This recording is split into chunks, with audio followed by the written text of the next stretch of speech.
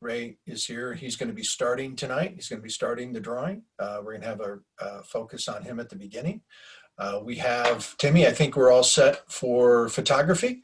Yeah, the bench is deep tonight. Yeah. Yeah, Awesome. and for the photography tonight, you're going to go to the same page we always do, but if this is your first time joining, I'm going to go ahead and share the link. It's just, you go to our website. If you have any trouble finding it, just follow the banner at the top of the page or the link I just shared into the chat. All the photography we're using tonight, we're doing something a little different. Our good friends, the Wade brothers, who are they're local Kansas City photographers, but you've definitely seen their photos somewhere. They are known internationally for the work that they do. They're incredibly skilled. I learned a lot from them, and they kind of heard about what we were doing, and they generously just said, you know, have at it. So we've been looking through their work all week, and if you're an art director or creative director, you should hit them up. And if you live in Kansas City, you should go check out Tiki Taco or Paradise Gardens down in the Crossroads. And highly recommend supporting them because it's awesome that they're letting us do this. So, all right. Big thanks to the Wade brothers. Thank you so much. Timmy, I'm going to stop sharing. I think we're ready to go. Yeah, let's do it. We got off the ground really quick tonight. We're going to introduce Raymond Bonilla. Hey, everyone. All right. Let's today I'm going to be doing this this reference here. John, did you start the timer yet? I started like 4 minutes ago with you. Oh, okay. Just making sure. You see how they treat me, Chris? Yeah. So yeah, this is them nice. And if this is your first night drawing, we're going to draw all night. Raymond's going to kick it off. We'll spotlight. We got so many people here, we're going to hop around the room. But can't encourage you enough. Join us in drawing and ask questions. I'll kind of be following the chat when John's drawing. And yeah, it'll be a fun night. Should be a lot of fun, yeah. I was inspired last week by Don Kilpatrick to paint in my sketchbook, my Moleskine sketchbook, do some acrylic stuff. So that's what I decided to do today. So thanks, Don. Hey, no problem. So Ray, you're ready for John told you we're switching to 7-minute intervals now, right? Oh, 7 minutes. Yeah, yeah. No, everybody in the crowd. I'm going to be asking for a lot of Timmy points, Timmy minutes then, you know? No, if you're in the crowd, we do 20 minutes. 20 minutes for each model or for each photo. So basically, I'm just going to do a really simplified version of this. Yeah, I like this reference. It's not... I picked it actually because it's not what I would pick for reference for myself or for my own work, which is nice. It gives me actually a different type of challenge. A lot of a nice atmosphere. It's sort of rimlit for the most part, so that's quite nice, and I actually really like that. So we'll see how this works here, but I'm going to go ahead and start opaquely painting right away so I can get into this thing. What the fuck is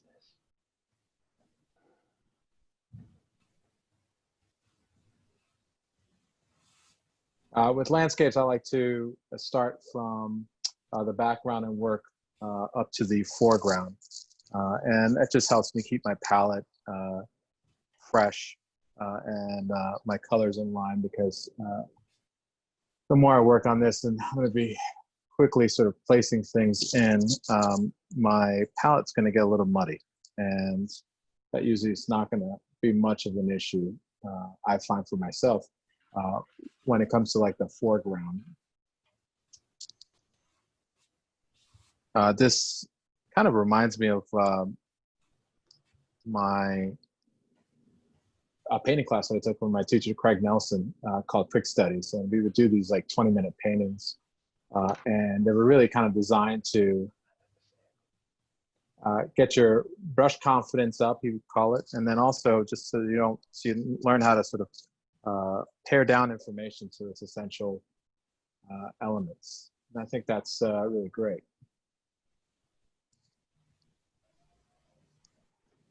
And I haven't done a lot of these in a while, so this helps me. It's really exciting. Ray, when you say tear down some elements, could you Pare elaborate on down, that? yeah. So Oh, pare down, I'm like, sorry. yeah. Sorry about that. I'm like mumbling too as I'm thinking. I'm like blue, cerulean blue, blah blah blah blah. So I want to simplify my information into like basic shapes. It's all about expectations on this. I want to do a really nice image, but also I know that it's not going to be photorealistic. I'm not going to do a crazy finished painting like I usually do. If you are wanting to see that, Chris Payne and Vanessa R will be up, and John and everybody else, much more capable artists, will be being featured later this night. So, but this sort of gives me a nice note, sort of like almost like color notes, which I actually quite enjoy. We were talking last week about some artists, artists such as like Robert Weaver and Jim McMullen, and I was thinking, I was looking at today while thinking about them. I was looking at some of my other favorite artists, such as like Edwin Dickinson and Charles Hawthorne, and just the sort of simplicity with which they work. And it's not very easy to do that. And it's something that I'm constantly working on as an artist. Ray, what I like about this is I really like the hands in this one. Yeah. I agree. Yeah, the fact that there's I'm a big purveyor in, like, you always want to paint hands, and so these are really difficult, and it could have used I would have definitely been a shoo-in for me if we were sort of curled up in a ball or facing away from us a little bit more. So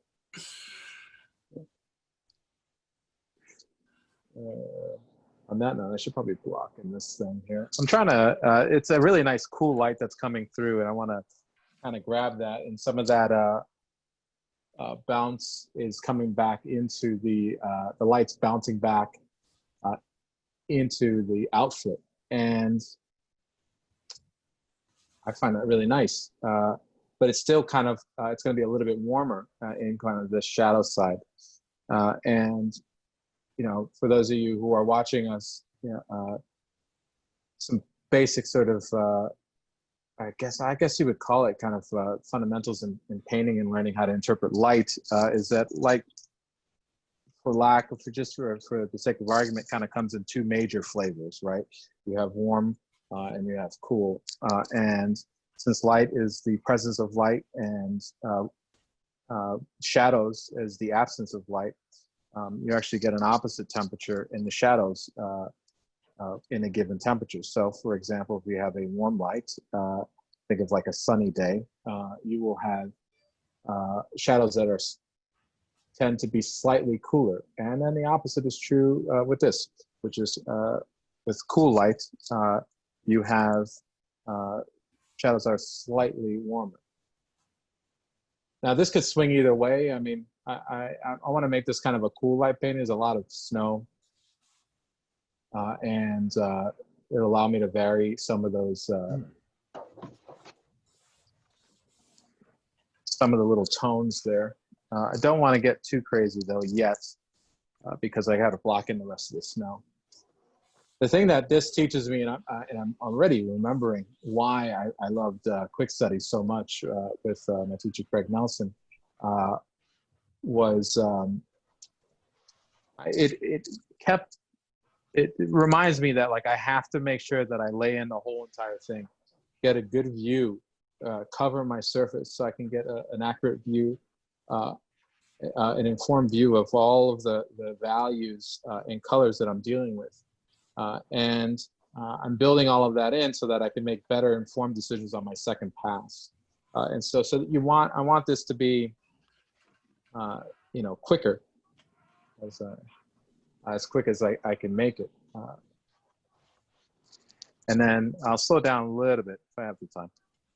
And in the second pass, and be a little bit more sort of deliberate with my strokes. I'm using the tone to kind of, that I've laid down to kind of sort of as a stand-in for all the shadows. I'm gonna do the major ones first, and then I'll do the smaller ones later on. I tone this with just some medium, middle value acrylics that I did like a couple of minutes before. And now I'm gonna go in and just start to opaquely paint this here.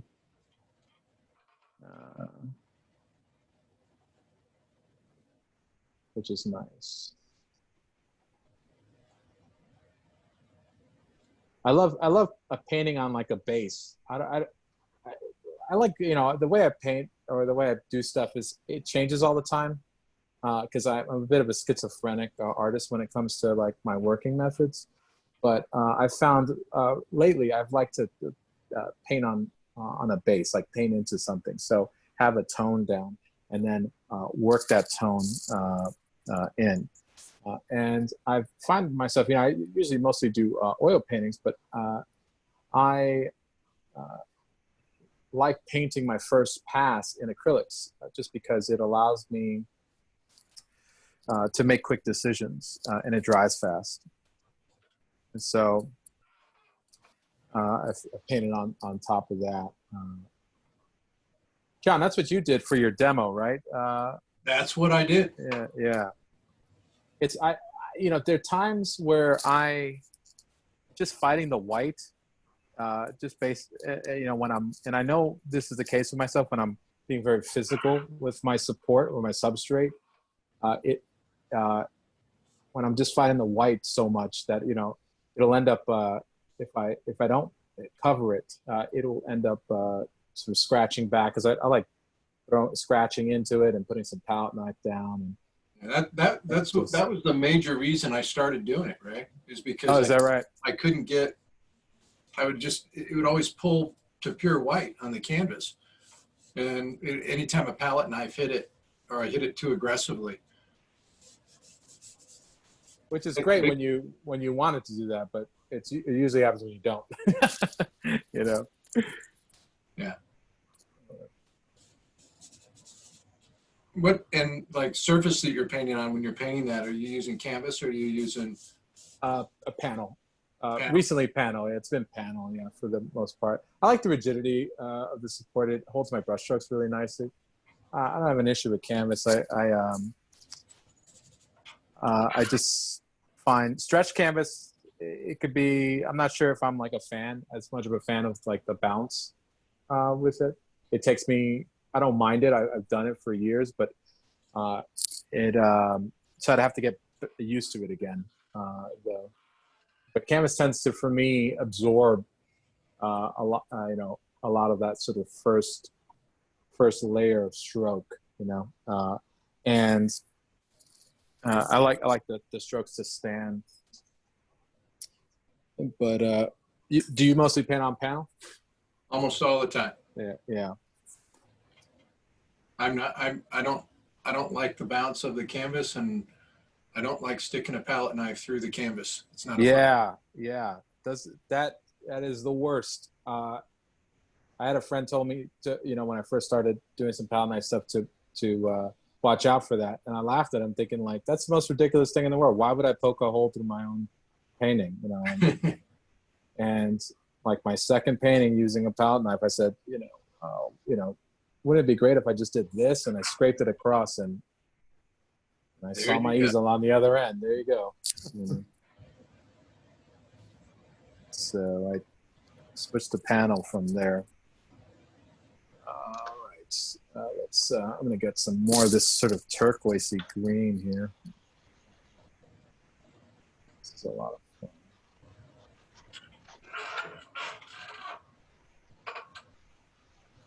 And I'm going to try different types of, toned surfaces. I have some basic, like the basic white of the, like cream off-white of the moleskin that I'm going to paint into it, kind of put a wash down. And I'll do that later. I'm also going to pump up the saturation just a little bit more in my shadows.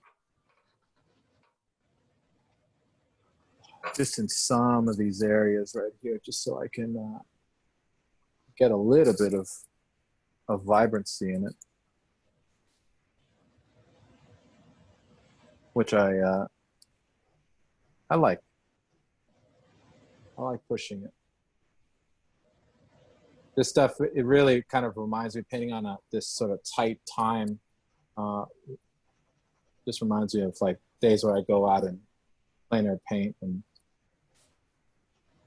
I miss it, but I miss plein air painting very fondly, as if, because I haven't done it in a while, and I know it's like a sport, though. You have to kind of like really like to do it, and I've always liked. I love painting landscapes, but I found when I was painting in plein air, I was always worried about. I didn't do it enough to be comfortable with it, that it was just second nature, I guess, with me, because I was always worried about doing the mechanics of the painting, and worrying less about the composition and just worrying about the physical aspects of it. And I mean, it's a whole experience. I mean, you're in windy conditions, or the weather changes, or you got mosquitoes on you, I was painting on a beach one time, and it was really windy, and it was just like half my painting was filled with sand, or I was painted, and I was really happy with my painting one day, and I went to go grab the bus, and I sat my French easel down with my painting still in kind of the holder, and I went to go grab my my transfer for my bus ticket, and I like knocked my painting with my elbow right into the ground, the gravel, with my painting face first, so that's all part of that sort of like lovely plein air experience that people like. I mean, nowadays there's so much, you could really get kitted out, and most people paint with these small pochade boxes, which is really nice, and mount their stuff on a tripod.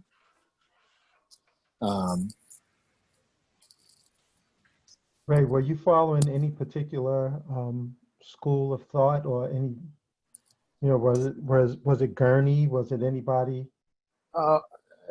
Mostly, I learned how to paint in grad school in California, and so a lot of the artists around there were very influenced by the California Impressionists, such as like Edgar Payne and William Wendt and Granville Redmond, and so they were very kind of like in a spirit of sort of direct painting, and very much like you sort of laying down touches of paint, letting colors kind of optically mix, and building up the surface, very in that fashion, and small strokes or sometimes large strokes, and it all depended on like the type of artist you kind of ran into. But yeah, the way Jim Gurney paints is pretty much it. I mean, that's how I would follow. I mean, I'm not doing anything crazy. We weren't doing anything crazy like adding flying cars and stuff like that, and making them fit into the environment absolutely perfectly. I mean, that's like incredible. That's another level that I don't know if I could ever get to without an intense amount of dedication. But you could tell that he really loves being outside and in painting. For those of you who don't know, James Gurney is one of the great illustrators, you know, science fiction, fantasy, everything. I mean, he did a lot of stuff created Dinotopia. I don't know if anybody remembers that. Yeah, so thanks, Terry. Yeah, Terry Brown just put up his name, and he's got a YouTube channel. Just go look at it. It's all free content. It's incredible what he teaches there, and he does a lot of work in like a lot of plein air videos, and in gouache and casein, and for the most part. And those are cool mediums.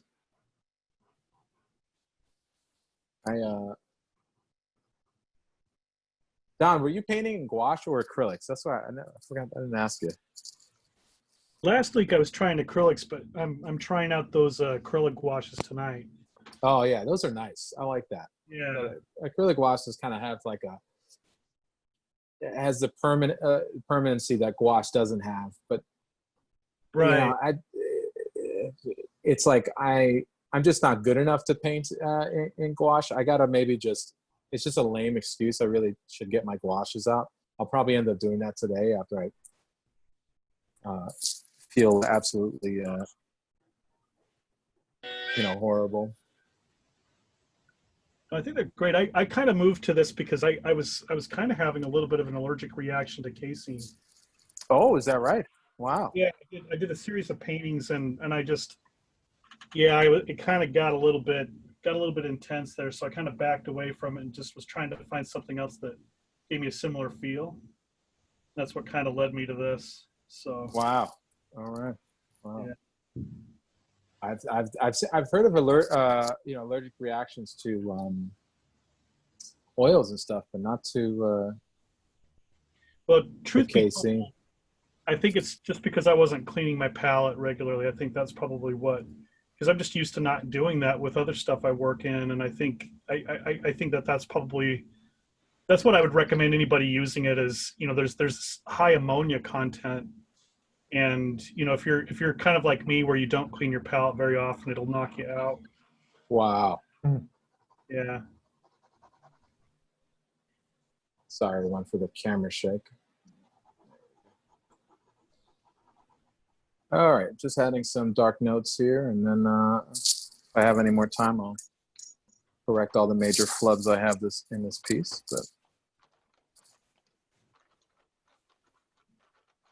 and then 2 minutes. 2 minutes, got it. All right, I'm gonna hit some linear snaps of light here. Let's see if I can do this quick.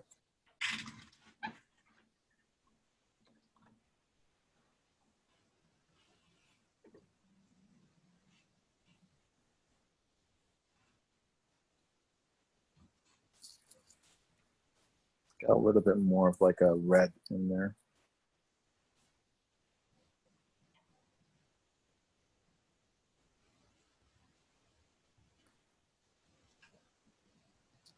And then last but not least,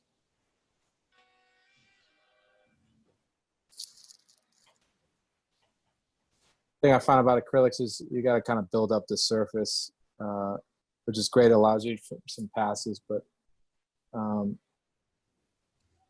if you're used to oil paints, they're a little bit more transparent. So this is great. If you want to learn how to paint snow, don't watch this. I'll tell you that. It's that great painting by Greg Manchus, Above the Timberline. Oh, He has a great video that he painted this incredible piece in like 2 days. We try not to bring his name up much in our Yeah, I know. Sorry, he was more. I know he's part of the band. He's on the band list. I forgot. No. Just because he's a really good artist. Yeah. Focus on ourselves here. Yeah. That's good advice. All right. What else we got here? I think I'm gonna hit this area here, and then call it a day. You know what I should have done is grabbed my colored pencils, and I think I will do that for the next one. If I wanted to put in some color here.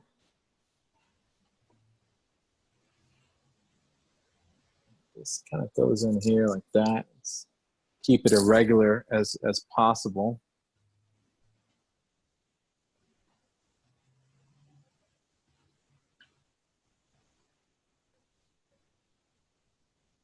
John, do you do a lot of plein air painting, or do you do a lot of plein air painting? I don't. I have done it, and there's a great value to it. George does a lot of plein air painting. Yeah, I saw it. And John had posted a bunch of stuff that he had done too, right? Yeah, they were out painting together. Yeah. But I don't know how they do that in the summer in Florida. Geez, that's whew. You got to be committed. Yeah, in many ways. I'd say. We're professionals. There he is. There he is. I knew if I said your name in like at least a dozen times, you would show up. Conjured him up. I know. Yeah. Maybe I got to be careful what I wish for. You know. That's what I told you earlier. Don't poke the bear. Yeah, I know. Don't poke the bear. Right. Yeah.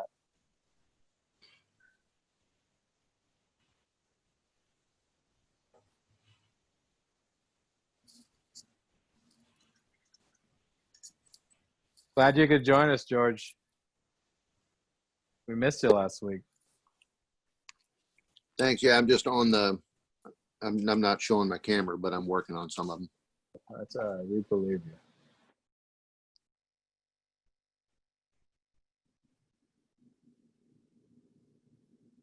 Is Dale here? Did Dale show up or? Not here yet. Sometimes he shows up late because he's got his sheltering with his family, and Last time he was like mowing the lawn or something like that, right? I don't know. I forgot what he was doing. That's what we're competing with now. Ray. This is like premium lawn mowing time. That's the competition, man. That is stiff competition. Oh no. Just added Dale to the panel. All right. Hey, Dale. Or an artist who is very cleverly impersonated Dale. And I'm sure we'll find out soon. Well, I think we probably ought to call it quits on this. All right. Are you in a good spot? I mean, if you want another minute or two. Yeah, I'm fine. Yeah, I'll be fine. I was just going to extend this little, Hey, put the quote unquote hands in, but if we got to move on, let's move on. hey Ray, Not a problem. Ray, you can keep working while you're doing that. We'll keep you on the spotlight. Okay. We need, John, did we decide what image Vanessa was going with next? Vanessa, just speak up.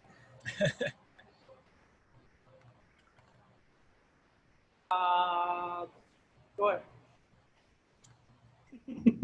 What describe the image you wanted to draw. Which image are you hoping for? Was the neon lights? Right on. Yeah. Awesome. I'll cue that one up. Cool. Did I hear Don laughing in the background? Oh yeah. You think our system's funny or something? I don't know, man. It's pretty sophisticated. Hey, Vanessa, I got one question. We got two with neon. Do you want the green jumpsuit or the woman who's kind of crouching? This one? There's one. There's a blonde woman with a green jumpsuit, and then there's another one. She has like gold pants and she's crouching. And there's like a classic car in the background. I'll do the crouching one. Cool.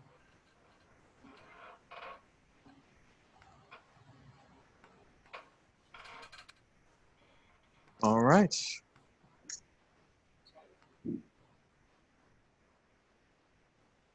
Nothing happened on this one. I didn't have the right tools for a right, simple guys. block. Nice job, Ray. Beautiful painting. Thank Ray. you. Thank you. Really nice. Get this. The photo's already up. No All way. right, cool. Yeah. All right, let's Um, switch it over. Yeah. And That's I'm gonna run like a mid pose ad roll. If you like cacti, if you like cacti and you live in Kansas City, you should go down to Paradise Gardens. It's down in the crossroads, and the photographers who have so generously given us these photos, they operate that. They're the owners. You won't get to meet them, I don't think. You might see them, but anyways, you should go and support their business if you're in Kansas City. Other than that, as we're gearing up for Vanessa drawing, do us a favor. I know we've got a lot of people here tonight. Take a photo of your work and share it. There are two really easy ways to pass it around with everybody. You can share it in our Facebook group, which if you haven't joined yet, it's on the page that you're accessing these photos. You can link right to it. It's at the top of the page. In addition, if Instagram is more your speed, just post it to Instagram and use the hashtag illustration isolation and tag us. Because at the end of the night, really the most fun part of this, it's not the most fun, but it's fun, is it's really special to get to see what everybody has been up to. So please share your work. Now we're gonna head to Vanessa's studio. And Vanessa, you're joining us from Brooklyn, right? Yeah. Awesome. Cool. Queens. Well, Queens. Queens. Sweet. Vanessa, haven't really said hi yet. Yeah. Hi. Thank you Alright. for being here. So welcome.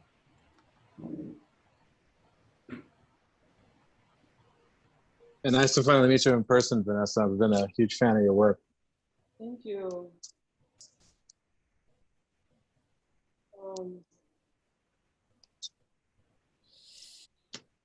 What's up? You Not are. much. What have you been drawing a lot since you've been in quarantine? Yeah. Oh, Vanessa does. Yeah. She's a comic artist. Yeah, I have something to do all the time. Do you have any projects you're working on right now, or is it mostly just always drawing? Always be drawing. Always be drawing, and I have like two things, Right. short things, Mhm. but I can't. Are those comics? Or yeah, can you not? If you can't talk about them, we won't press. One was a short story, a comic, Yeah. and the other one's a short little series. Yeah. Yeah, but I can't tell you what it is yet. David Rose has a question, and we talked about this a little bit last time, but as a fellow comic fan, David says, who are your favorite comic artists? Can't say Pratt. Yeah. Good, I wasn't going to.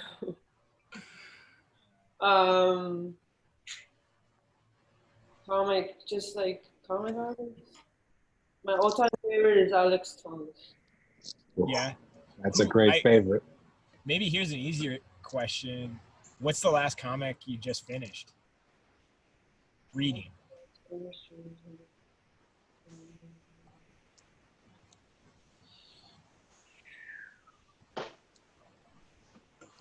And do you have time to read comics? I think the last one was Big Kids by Michael Forge. But that's like an indie Yeah. kind of thing. Small book. Big Kids. Big Kids. Man, but how good was Alex Toth, man? Oh my God, so good. The best. He did everything. I was just looking at some black and white stuff because I follow the Alex Toth Facebook group, and they posted some black and white shadow stuff, and I just about lost it. It was so good. His concept art is really good too. Oh yeah, The animation. yeah, the Herculoid stuff and the Hanna-Barbera stuff, right? Space Ghost, and yeah, that's. There's a Jungle Woman one. Oh right, Jen of the Jungle, something like that. I think so.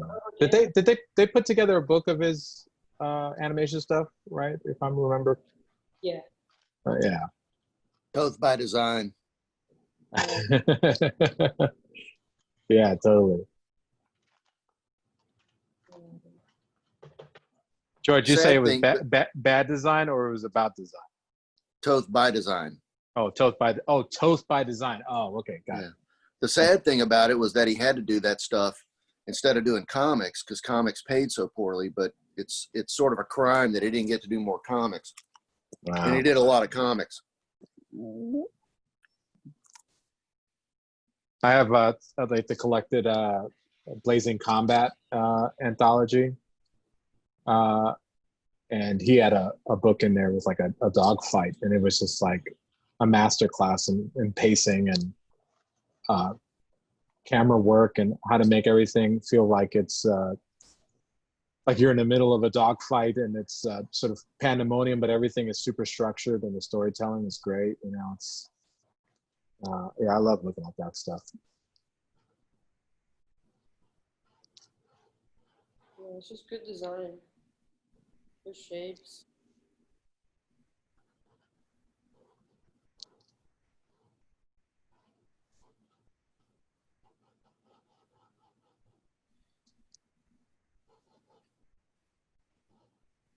Yeah, I love people that he's. I find that I really gravitate towards like comic book artists like that kind of embody that kind of. I don't know what it is. It's like that DNA, I guess. Kind of like John Paul Leon and like. Oh yeah. Is it the guy who did Where Is Jake Ellis? Is it Tonique? Starts with a Z, or Tony Zunick or something like that. Sanjay? 1600? Yeah.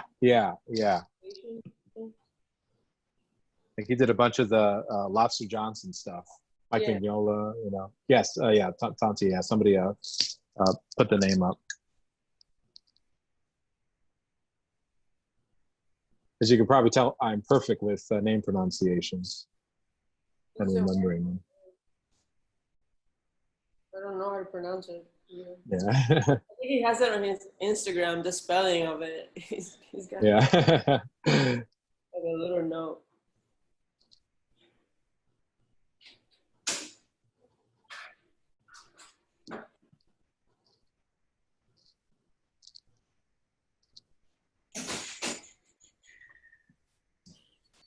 Tanchi Zonyich is what somebody had said.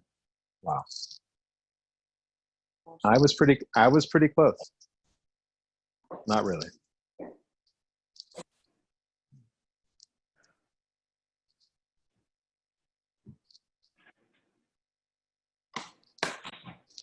Yeah, that's a bummer about it. I wonder, did Toth end his career doing animation stuff, or did he ever return back into comics? George would know more. Yeah. Not sure. I'm not sure. I think I'm not sure what he was doing near the end there. I'm not.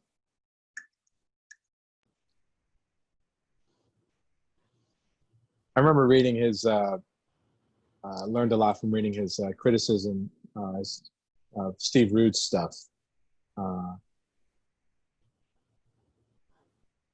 And I think it was like a Johnny Quest or something like that Steve Rude had done, It's really, really great to see someone sort of taking what I thought was perfectly fine art and sort of critiquing the pacing and the framing. And you know, the great thing about it is he just didn't waste anything, and which is pretty cool.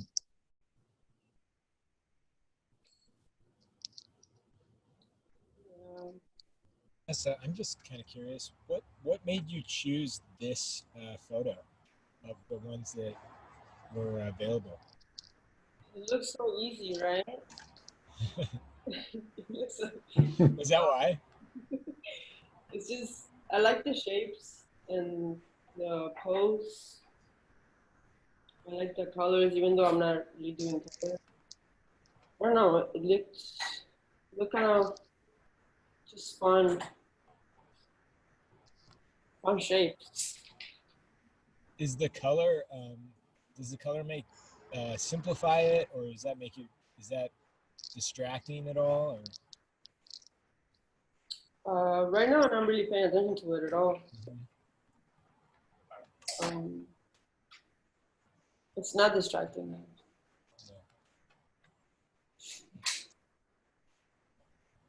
I'm kind of regretting paying attention to the color right now. It's probably a good call.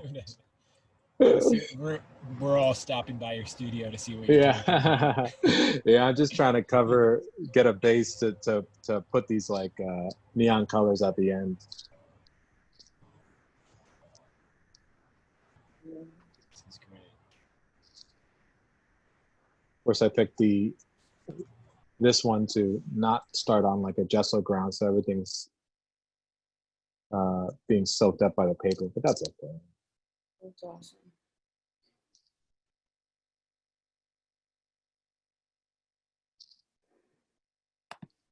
Cool. Pin.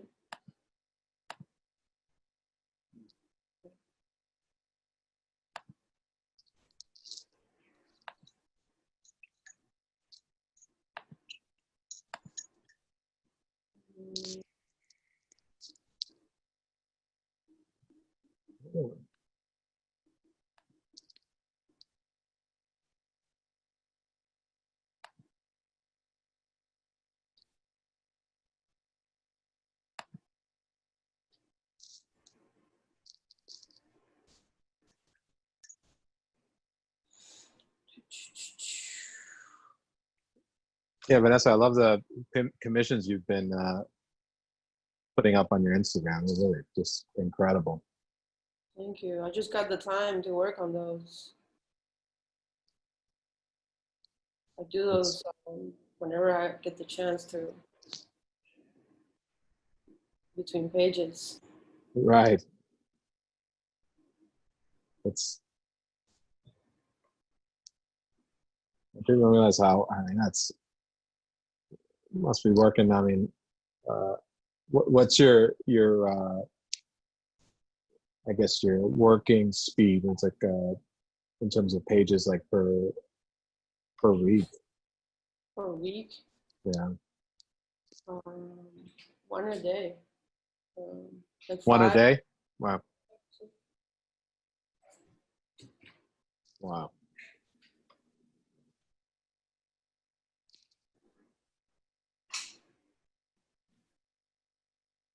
It's almost like work. Good thing it's like playtime for you, right? Right.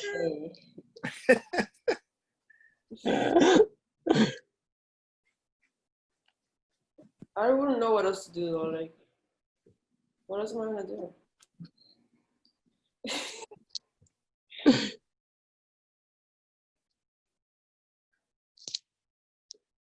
I guess I could read, more. I was gonna say, Yeah, do you have a Netflix account?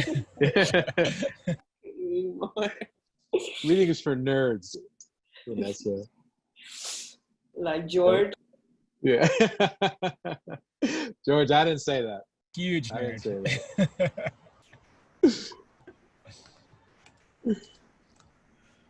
Actually, I was just going to ask George if he read the Meat Schaefer book because I just finished it up last night.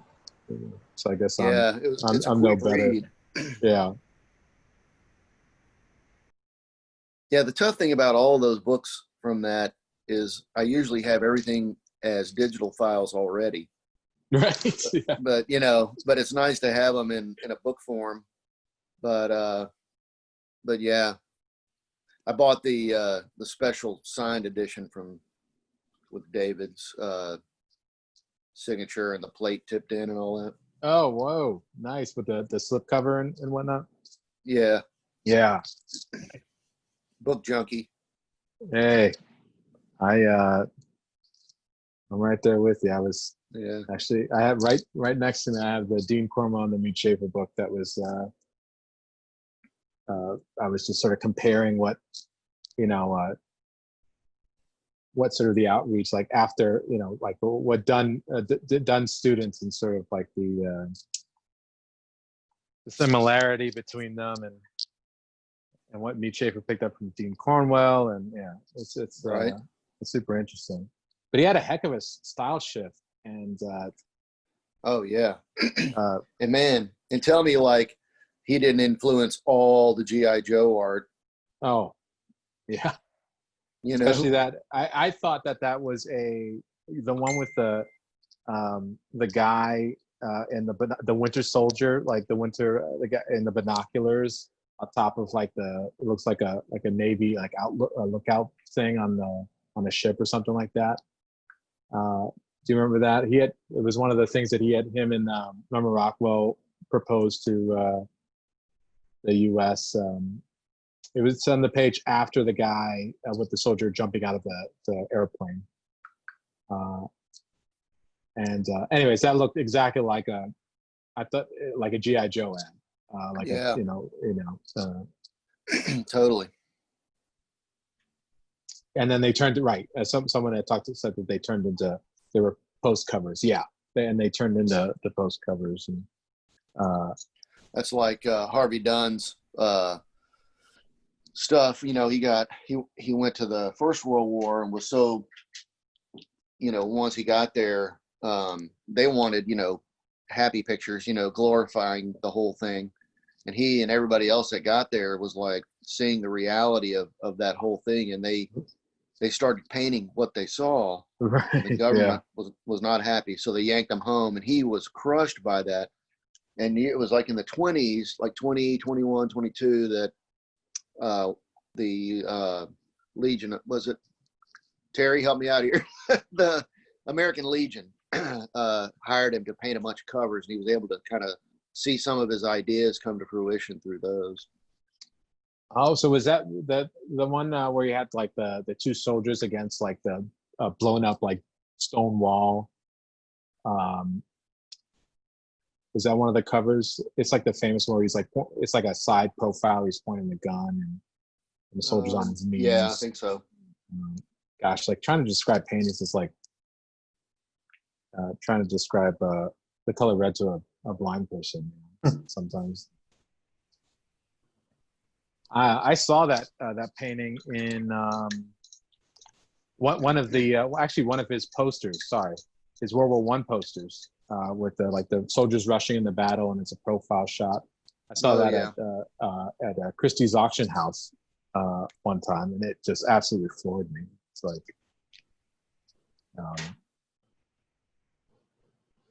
Were you there buying? Yeah.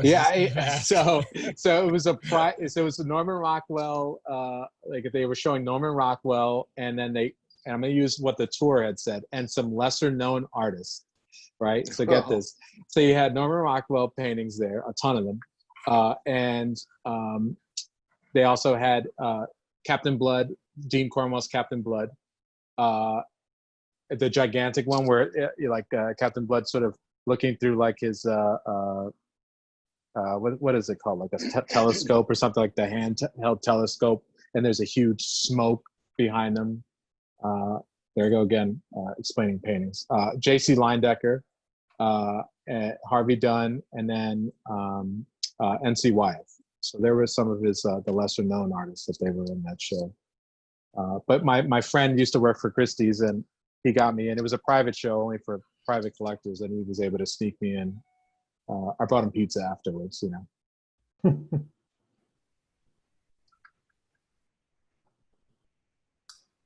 But that's just like an emotion. That's talk about emotional experiences when you see that stuff.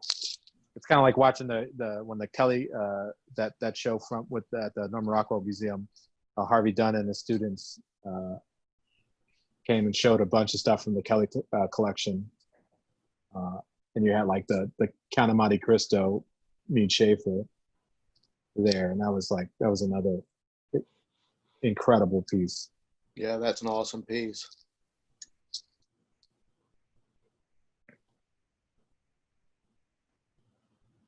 Yeah, for those of you who are near like the New York City area, I mean, hopefully when things open up again and everything is relatively safe to go out, I encourage you to go to like the Society of Illustrators to see some of this some original art from that era of illustration. I mean, it was over Ray down the road in Orlando, there is the Grand Bohemian Hotel, and on the 5th floor they have a whole floor full of Dean Cornwell primetime paintings. Oh my God! Yeah.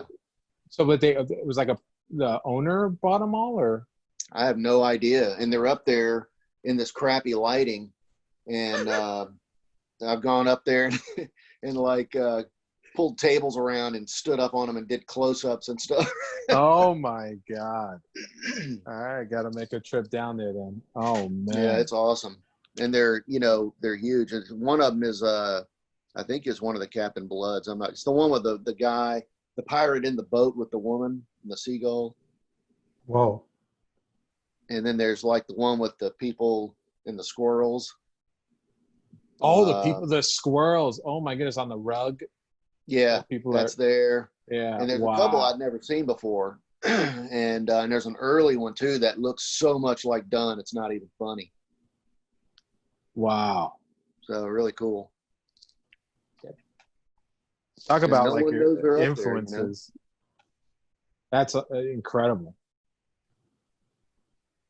Yeah, people forget how much he looked like Dunn. I mean, early on in his career, it's almost indistinguishable, Yeah, he totally went for it.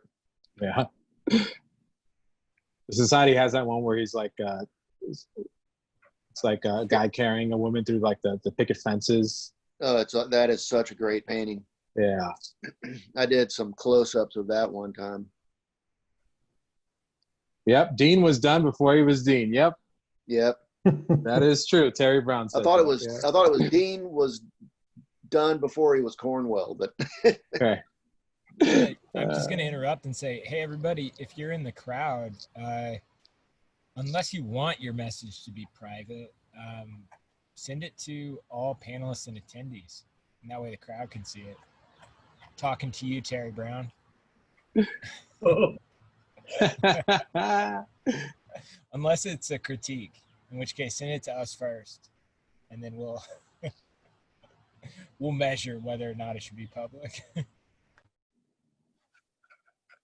Well, George, some might say that Dean was done before Dean, and then after that, he was Brangwyn. Yeah, and it's the thing is like the mural stuff is my least favorite of his work. Yeah, it's interesting, like the like Art Nouveau-ish sort of slant it took in his sort of way, Yeah, the stuff became too premeditated for me. Right. No, yeah, because what I loved about his stuff was that shape building and the thick paint and the just sort of raw energy of that stuff that was lost in the murals. And there was, I lived in Chapel Hill, and they have a Cornwell mural in the post office. They do. Yeah, no one knows what it is. You go in and it's just like up in the corner, like gathering dust. Oh my goodness.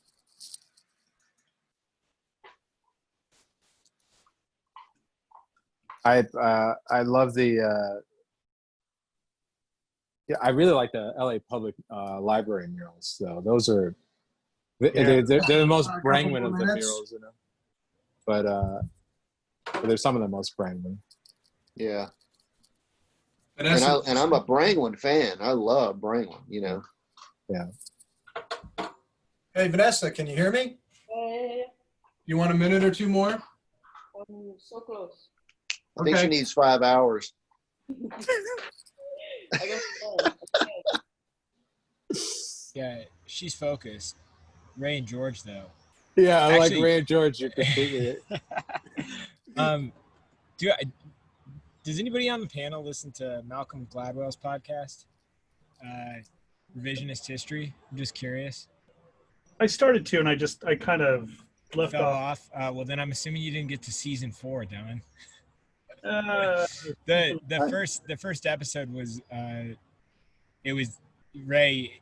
I bring it up because of what you were talking about. You mentioned some public works, but there was a discussion about artwork. The percentage of artwork that is in storage by museums and why it should be shared is really interesting. Timmy, you're not. You know, it's funny. Not only you're not the first person to recommend that podcast to me, you're not the first person to recommend that specific episode, and Really? I have to go and now I have to go and listen to it.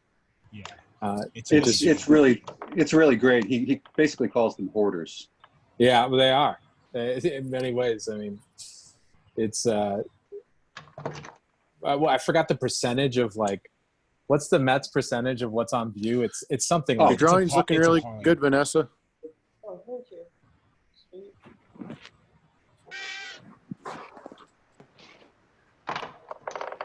Very nice, Vanessa. Thank you. Ray, you were saying the Met? Was it the Met? That looks Yeah. great. oh, that looks awesome.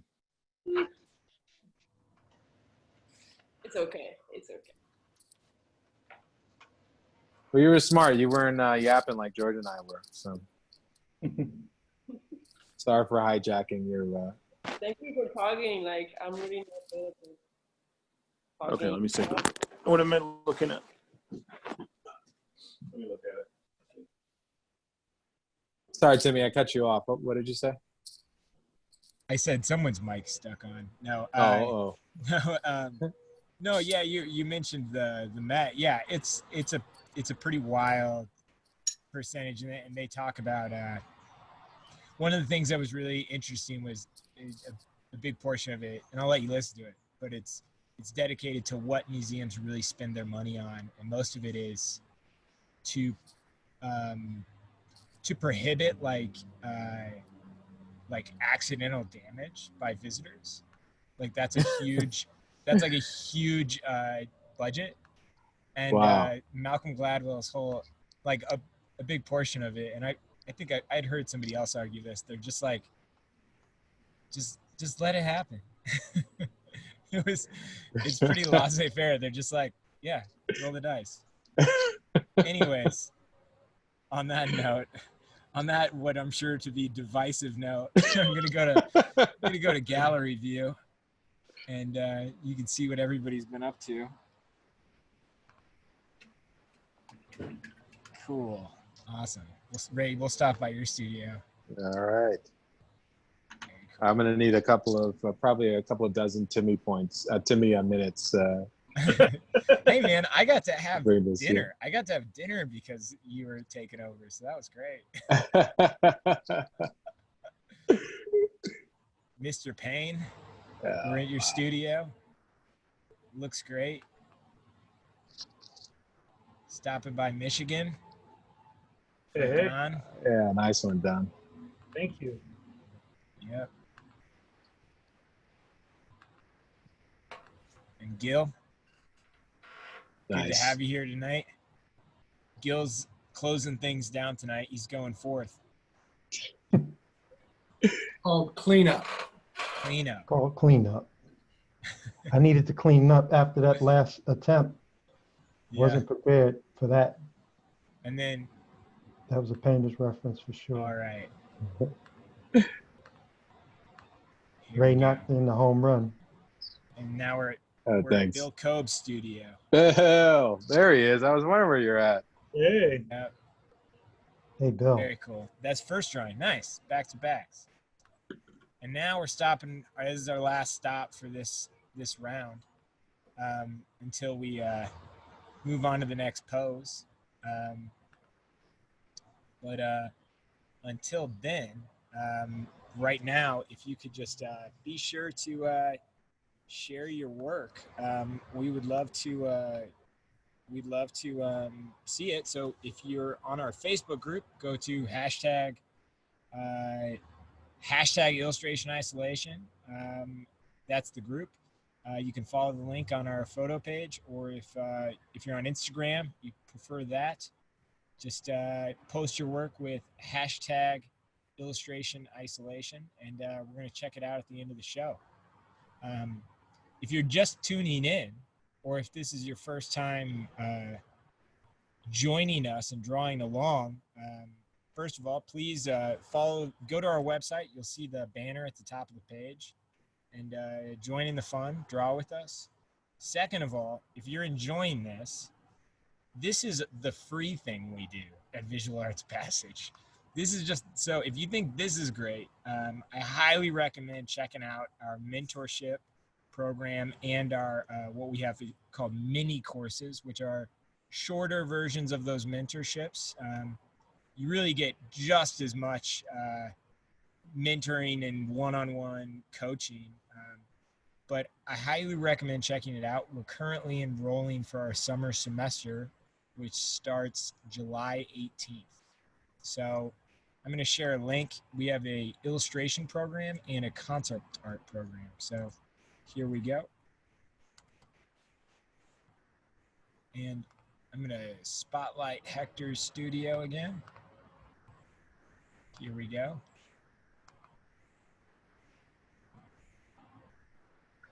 Hi guys. Hi everybody. Hey. Right. How's everybody doing? Hey, Hector. Right. Hey, Hector. Thank you for being here. Oh no, thank you for having me. It's great to see you. Hey Vanessa and everybody else. It's so good to join you. This will be good. All right. So the pose that I chose. Did you already put it up to me? Yes. So if everybody, if you just hit refresh, you'll see the next pose on that page is the musician. Here we go. Just sent it. Sweet.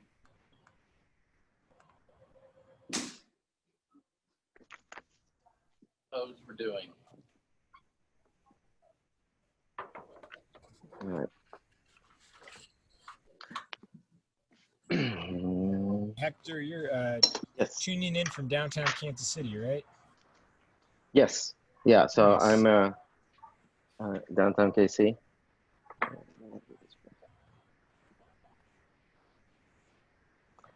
Yeah, and I always thought of myself more as a drawer than a painter. So even when I paint, I still feel like I'm really just kind of drawing.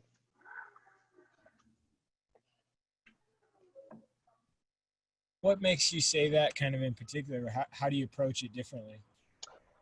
I think I've always been like, ironically, for being an artist, I don't think that visualizing three-dimensional shapes is not really my forte. So thinking in terms of planes and values, it's not really how drawing ever came naturally for me. I always thought more in terms of composition and shapes and line quality, and more of the kind of subjective aspects of drawing, rather than the oh yeah, I think things that have to do with volume specifically. It's not that I hated them or I didn't understand the importance. It's just not. It never came very naturally to me. But drawing always came naturally. Just making a line and then making another line that looks good next to that first line.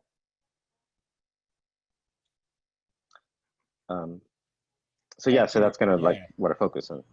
Yeah. The last time you joined us, we had actually a lot of follow-up. Several people were like, you guys need to talk about murals more. So I guess I dropped the ball. I should have had better questions for you. But I do know we've got a lot of members in the audience who have who are trying to pursue that as an interest, and it's something that's important to them creatively. And I guess one of the questions that I would have for you in context of like what we're doing tonight, does this play into how you do a mural, even though this is like a small scale? Like, how does this translate? No, I mean, yes, in a way, in the sense that I find for myself anyway that if I approach a mural project thinking of it as starting from the ground up, thinking about making a mural, it's a lot harder to come up with ideas and images that I'm excited about. What I do instead is I look through my sketchbook, in which I doodle and just draw whenever I'm not working on something specifically. That's where basically that's kind of like the depository of like my subconscious imagery. And I look through my sketchbook for cool sketches that I could flesh out into a finished illustration. And then that becomes a mural. Or at least for inspiration. Does that make sense? Yeah, absolutely. Yeah. Are you working on any murals right now? Or is that taking a break? Yeah, well, right now, part of the way that my general kind of like year-to-year workflow is I teach at KCAI, and every fall semester I have my students do a giant mural. So I usually have to do the setup work for that, making it happen over the summer. But right now the world's weird, so does that involve? Yeah. Usually it's about 30 students each fall semester that work on a mural. How do you guys come to a quorum on that? That's a lot of individuals tied to one project. That's kind of cool. Yeah, no, I break the students into teams. Yeah. So there's teams of like 4 or 5 people. So they end up being kind of contiguous like images, or sometimes it's not like one long continuous image. It depends on the building that we're working on. Sometimes it's like sections for covering doors and windows for boarded up buildings, things like that. Yeah. All right.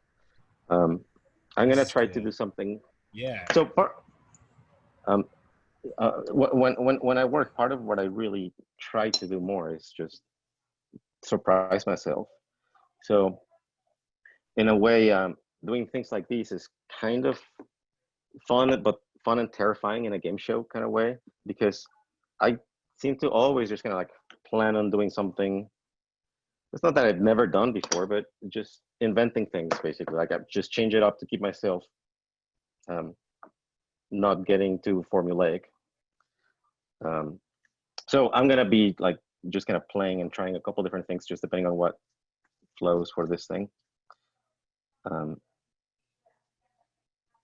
So if I just drift off from speaking, it's because I just kind of got lost in the process. Hey, no worries.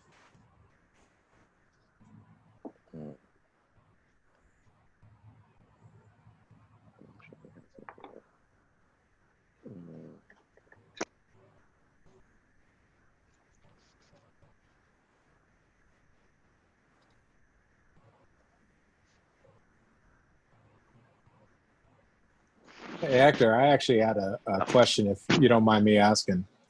No, what's up? Do you do most of your murals like on site, or do you do them in the studio then install them?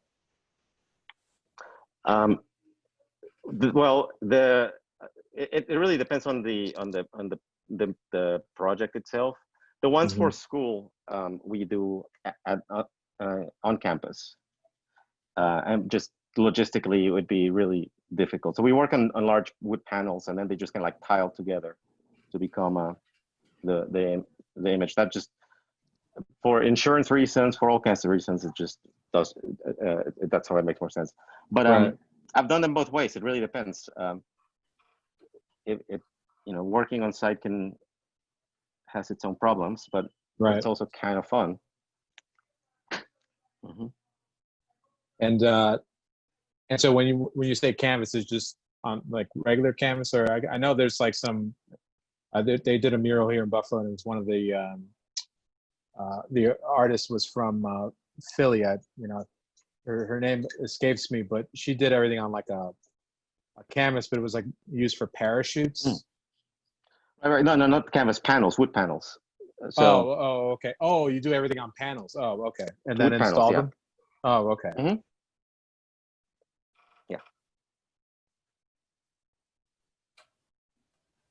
Yeah, that's something I've kind of always been interested in doing. Sounds like a crazy, awesome challenge. Here's a question from it's Dave. really Yeah. Oh, sorry. Yeah. Go ahead, Hector. Go ahead. I was just gonna say it's just really surreal and gratifying to see your work like 3 stories tall. Yeah. I bet.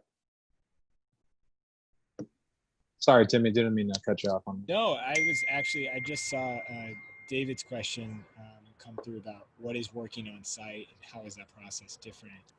Hector, I don't know if there was more that you would, if you dig into that more. Yeah.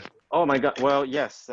Working on site basically means working out in the sun, number one. And usually these things happen in the summer usually.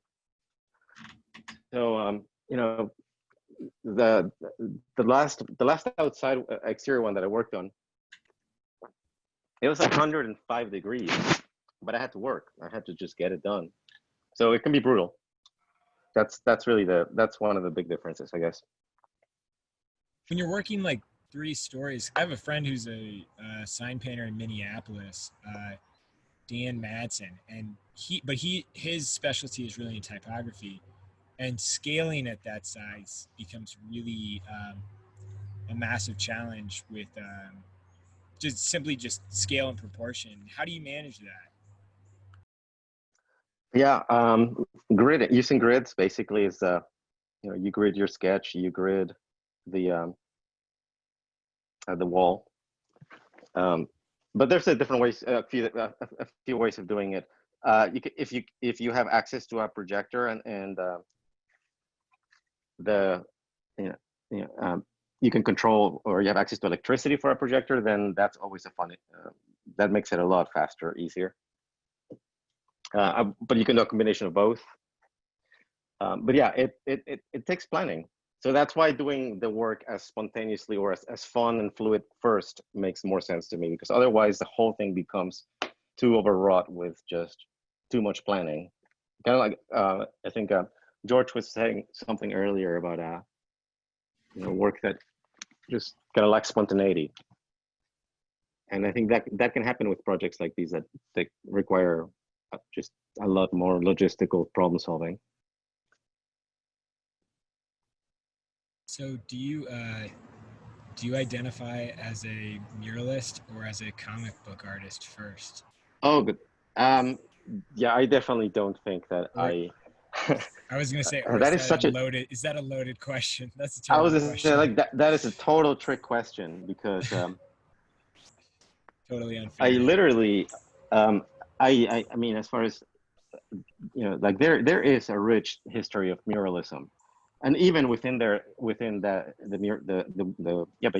world of like wall art, there is already plenty of kind of controversy between traditional muralists and the kind of like new generation of street artists that use primarily spray paint. And so there's, and I do not belong, I don't really engage or really have much of a, any skin in that game. So I don't really actually consider myself a muralist, really. I think that's kind of it's kind of like watercolor. I'm doing watercolor. I'm sure breaking all the rules of watercolor, but there's I absolutely appreciate the people that kind of specialize, but I've always I guess the short version is like I have ADD, so I really can't specialize on anything for too long. If that makes sense. So, but generally, like my first love was comics. So I would definitely say that if anything, comics is my thing. But really, I'm just kind of like an image maker that likes to make comics and likes murals. But particularly, but there's all kinds of things that I like. And all right, I need to focus. Just rambling and okay, where are we at here?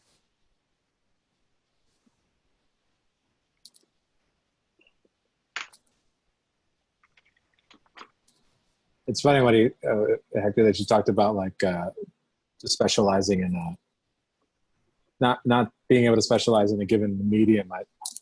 And you had said, well, I think it's because I have ADD, and I was thinking like, yeah, I myself, I feel the same way. I mean, I just get bored so quickly that it's almost like I would love to be able to just be content with just one thing. It would have definitely cost a lot less, in terms of art supplies and things like that. But I just,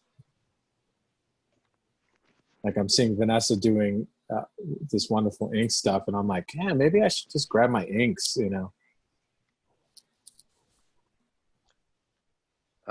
Yeah, and I absolutely love and appreciate people that have the focus and the discipline to become really great at something. But yeah, I just get bored so easily. And once I get bored, it kind of loses the point for me.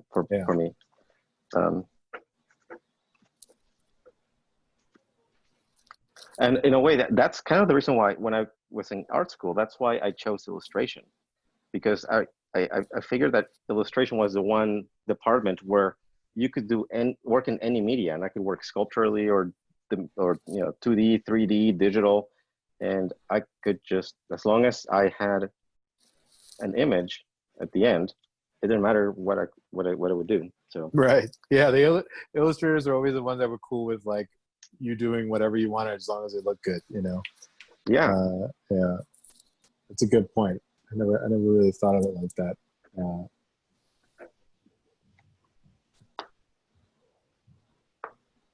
right.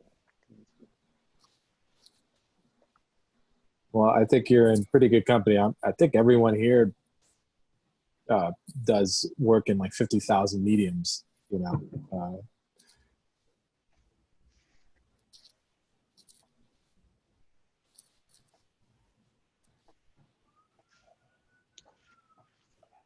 Ray, so I'm texting Lyndon Wade, and he had tuned in briefly. They're watching it. It's a friend of his is an artist, and they're tuning in, and he just texted me. He said the first photo that we did on the top of the mountain. I want to make sure I get this right. It's really actually profound. I didn't realize this. It was shot on top of a mountain in Canada, and that person, they had no arms and was an incredible rock climber. And it was for a mobility campaign for Toyota during the Paralympics. Whoa. I Wow. was wondering where the hands were on the model. That's awesome. Wow. That's awesome, Tom. Thanks So for I totally sharing left that. out this amazing story for the photo that we posted, but yeah. Now I feel really silly pointing it out. Oh, I didn't even know you pointed anything out, but yeah, no, it's amazing. Yeah, John was story. making fun of me for skipping on the hands, and he actually caught me, but now I have a good reason. Well, for context, we were not aware. We just didn't do our homework. So, well, yeah. Now I'm going to need at least an hour of Timmy minutes. Then that's the rules of the rules. Yeah.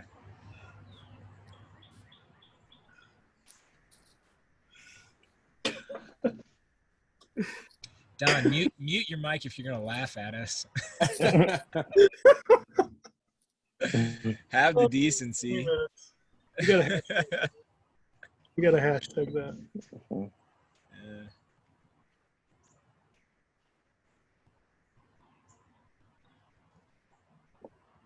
No, to be honest, to grab any of their photos and assume there isn't a great story behind it is kind of naive. There's some really amazing, I really highly recommend checking out their website and just going through it, because you're going to see some amazing photos. Yeah, Timmy, when you had said that you had gotten them, I was like, I'm like, are they going to get in trouble for stealing these incredible photographs? Like, did we just up with this? Probably, you know. Yeah. No, they're really good guys. So, and John, Dave Williams tuning in. Oh, great. Yeah. Figure drawing regular in person. So. Right. Shows up. Great. He's jonesing for figure drawing. Yeah.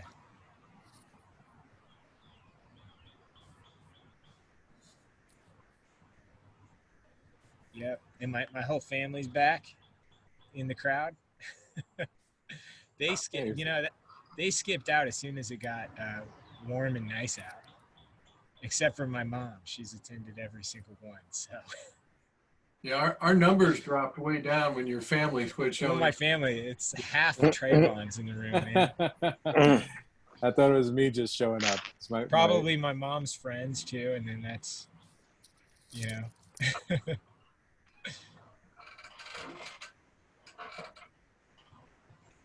David Ray was talking about, David's question is, what's a Timmy moment? It's a Timmy minute, which is basically when I have a technical issue, I take away time from the artist, which happens about every night. or you add. And the Timmy moment is adding it back. Yeah, having it back. Yeah. Let me answer this question for you, David. Basically, if Timmy doesn't like you, then he'll give you less time, and if he does, 20 minutes could be 20 hours. It's all relative. Time is relative. More accurate. Yeah, how are we doing time-wise? Sorry. It depends. It depends on where you're at. Yeah. We're doing just okay. Okay, I need to speed this action up then, probably. How do you feel like you're doing? Will you settle for 8 minutes? 8 minutes. Yes, we can totally do 8 minutes. You want to do 10? Sure. Thanks. I love this. There was a little ambiguity when we started on my part. Well, I think it's because the starting time we've never had a ready, set, go. And so now the panelists are aware that the second the clock goes off, they're on the clock. If it's their time to go. Because Ray, I noticed that it was like the second we started, you're ready to go. Yeah. I wasn't gonna, because the last week I was talking and like introducing myself to Gil, and then I just nonchalantly asked John, like, "Hey, are we getting ready to set the time?" And John was like, "I set the time like 10 minutes ago." No, yeah, it was like a couple hundred people are just staring at a blank canvas, just seeing your hands wave as you talk. It was a great show. I hope it's on demand. I think a lot of gold gems there. Yeah. Right after the drawing session last week, Greg called me afterwards and said, I got to redeem myself. Yeah. Not that he had to, but that's what he was thinking. So he wants another run at the octagon. I was ready this time, John. I asked you if you had started as a formality. I was already in my head ready to go. We'll have to start doing like a dueling, like start to hype it like a boxing match, where it's the comeback fight. Yeah. I was told this wasn't a competitive environment though. That's what we tell the audience, but it's not. As long as you imagine all the other artists aren't here. Yeah. Right. The panel is definitely George Pratt, Vanessa. They're not in the room, so they're not. No. Bill Koeb. Panel, yeah. The panel is definitely an octagon. Yeah. I was trying my best to distract Vanessa from doing a great drawing by asking her all these questions, so I could make myself look better, but it kind of backfired because I ended up doing the bad drawing. Let's see. see that? The scary, any of us know what an octagon is. It's a shape. Thunderdome. Oh, I'm teasing. I have a lot of confidence in this room.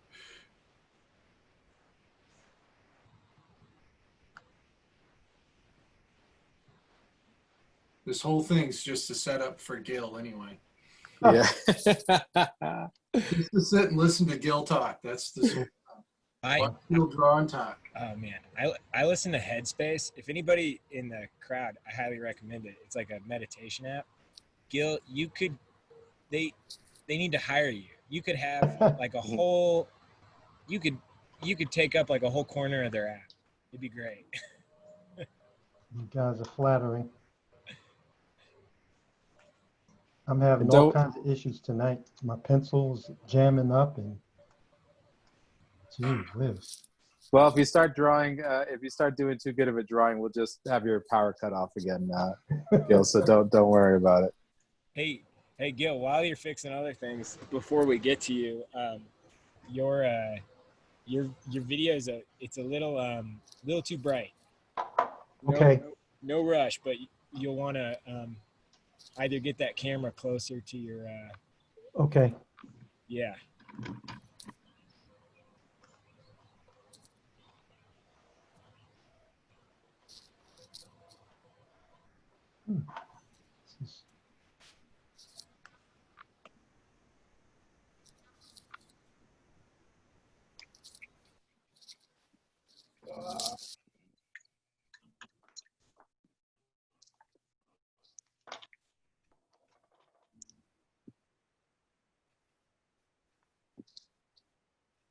John, are you not drawing tonight? Me? Yeah. Not much. I've done one so far. Yeah. I'm going to draw the last one.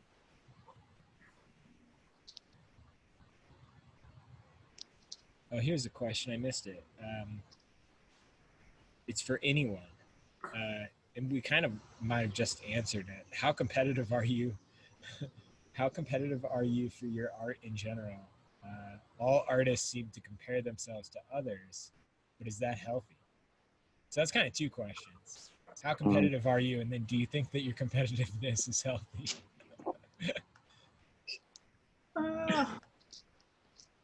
I was more so when I was younger, and I think it helped, but less so now. Do you think that it less so now is helpful too? Yeah, because there's a point where I think you kind of step back and you just deal with your own stuff and not. It's like Bill Sienkiewicz said once. There was a point where he became just thrilled that anybody was doing anything, and you get a whole different take and outlook on everything. Definitely makes me want to work a little harder. Good art is inspiring. Yeah. Chasing history. Yeah. Being competitive in an unspoken way with your friends. Because when you're chasing what someone else is doing, you're learning. Yep. It's like the master copy,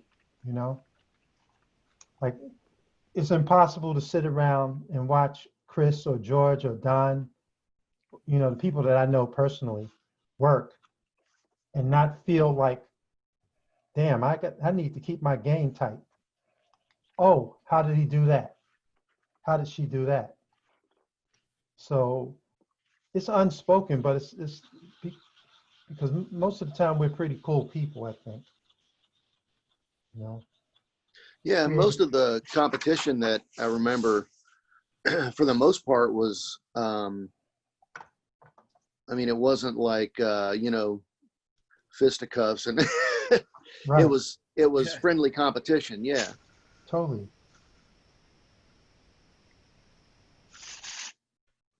There was a real drive at that time.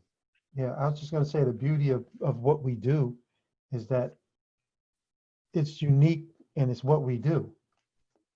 And it could be appropriated aesthetically, but intellectually or emotionally, it's not coming from the same place. So it won't have the same power. Right. It'll be another energy. and somebody will be able to look at it and say, that guy feels like so and so and so. You know? I like hearing what you guys are saying, because I think, you know, there's comparing and then finding inspiration, and then there's the, you know, I think the trap that, you know, I used to fall into was comparing and seeing what you don't have and not finding the inspiration and feeling like, you know, you're not able to ever climb that mountain, so to speak. And I think there's a big difference. And I think it's really looking for, you know, trying to have it be a race with yourself, but also finding those inspirational moments along the way, like you're saying, Gil, or, you know, George, where you're looking at someone else and you're like, oh my goodness, I gotta somehow, you know, figure out how they're doing that, and how do I incorporate that with my voice and what I have to say. Exactly. Yeah. I don't know if you all remember, Chris Payne told a really nice story about Jack Unruh. People in the audience that don't know Jack Unruh, he's an amazing illustrator. Oh yeah. One of the great illustrators. And Jack, a student had asked him, like, when he was ready, and how do I get going? How do I get started? And Jack's response to him was, well, first you got to get good. Right, there you go. And there's a lot of that in the competitiveness aspect of it, of just looking and trying to figure out to get good enough to compete. And, Well, and being honest enough to know where you really stand in that milieu. You know? right. Right. Mhm. And so there's reality to it. You know, it's like, okay, if I'm going to do this, like, I'm going to do it professionally. I got to get good at it. I got to be professional.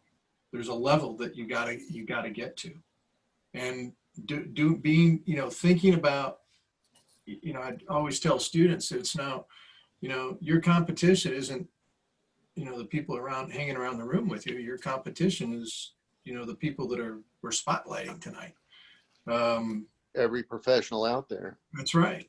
And so you gotta be thinking not like a student. You gotta be thinking like a professional when you're a student, and have your eyes on the industry. Have your eyes on people that have come before you that are just great at it. Hey, John, you were telling that story the other week about your dad looking at Instagram, and what did he say? He goes, there's a lot more good artists now. Yeah. It was like I butchered it. I can't. It was like a Dean Martin line when, you know, Dean Martin would walk into his, you know, stumble into a room and he's like, where did all these people come from? That was my dad's. It's like, where did all these good artists come from? Then Yeah. Instagram, you know. Yeah. The level of drawing quality today is so far advanced from when we were in school. Yeah, I agree. Mhm. I think that's just because the information is more available. I don't know. Yeah, I think that's part of it. I think it's, you know, I think George, so. you know what I would throw in?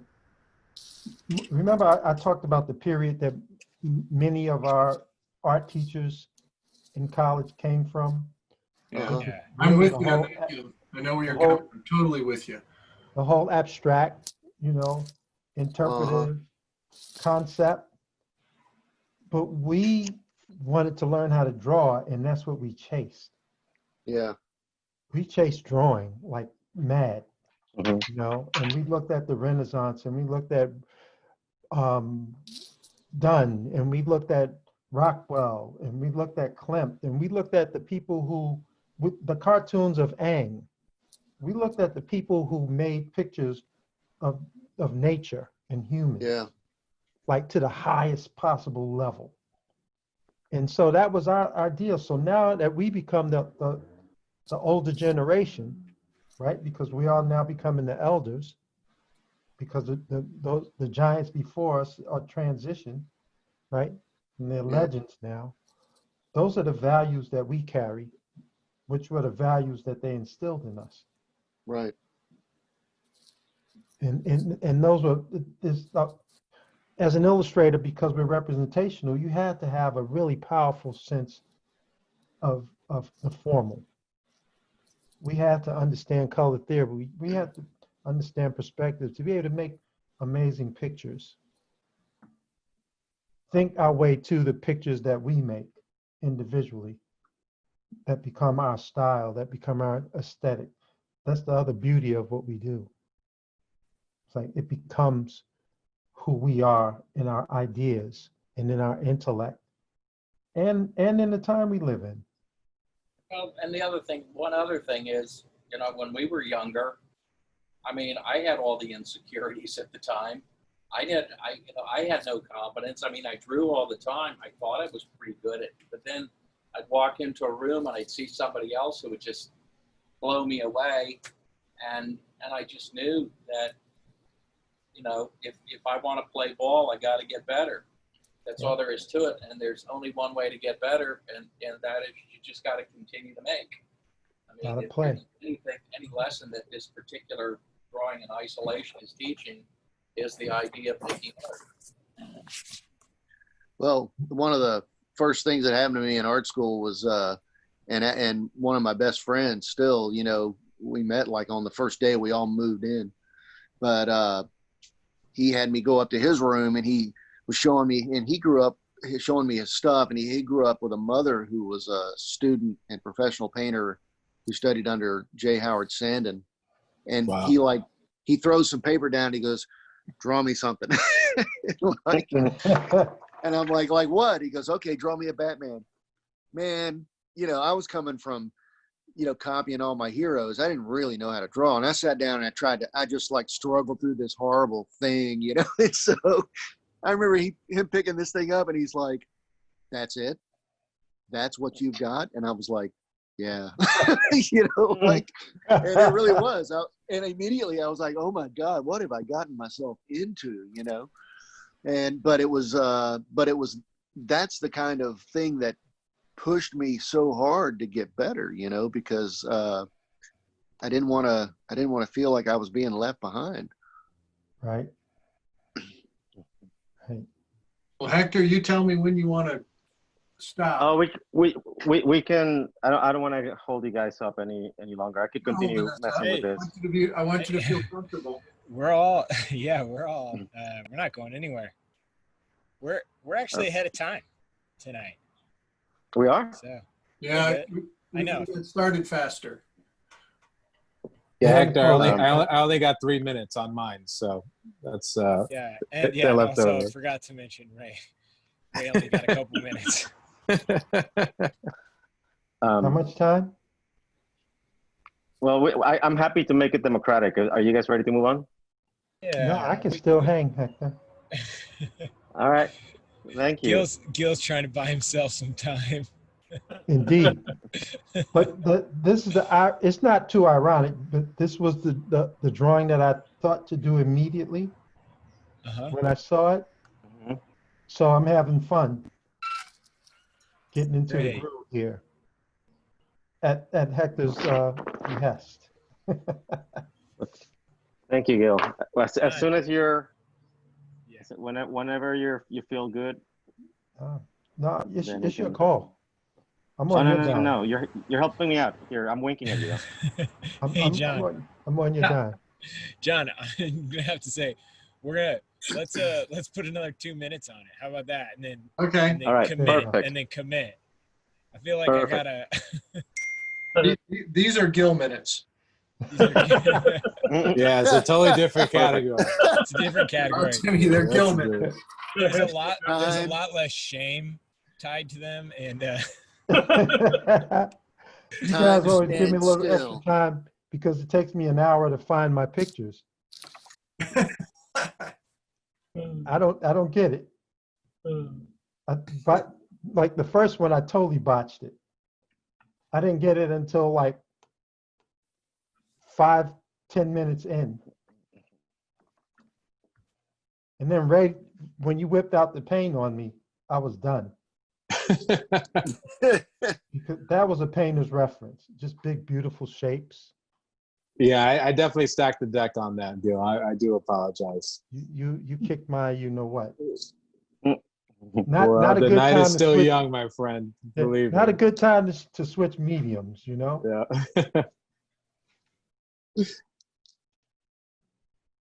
And it's funny because I was thinking, well, what am I going to do? How am I going to work tonight?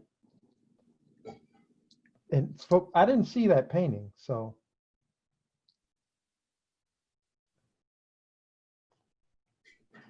This, you know, it's funny. This reference is the one that I was like, man, I love this reference. And I thought to myself, and I'm realizing it again. I'm reminded by it. Is like this is the type of reference that I would paint.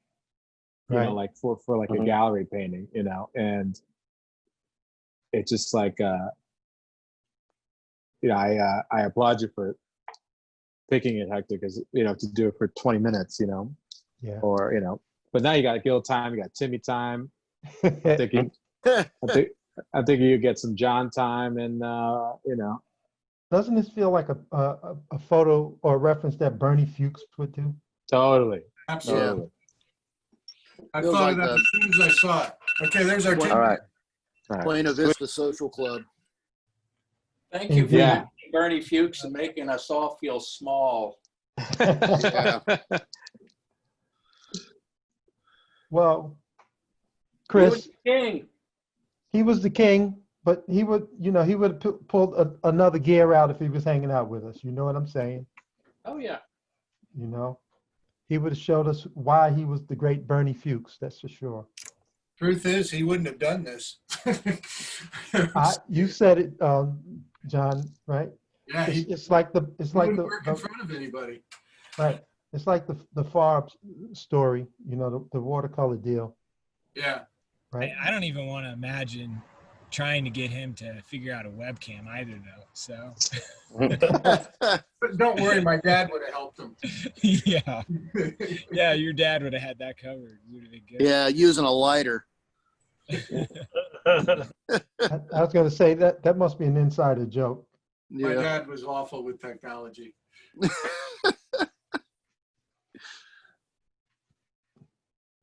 Well, it made sense. He came from a simpler Right. time.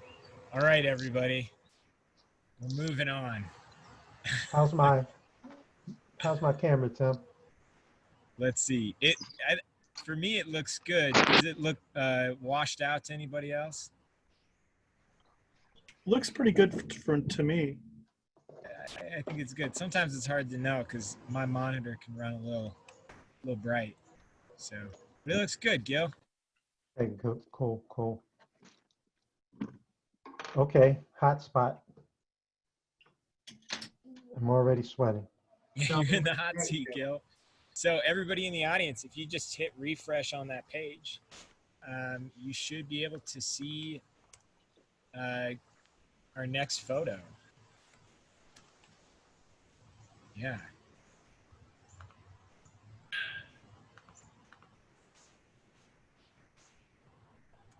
Cool.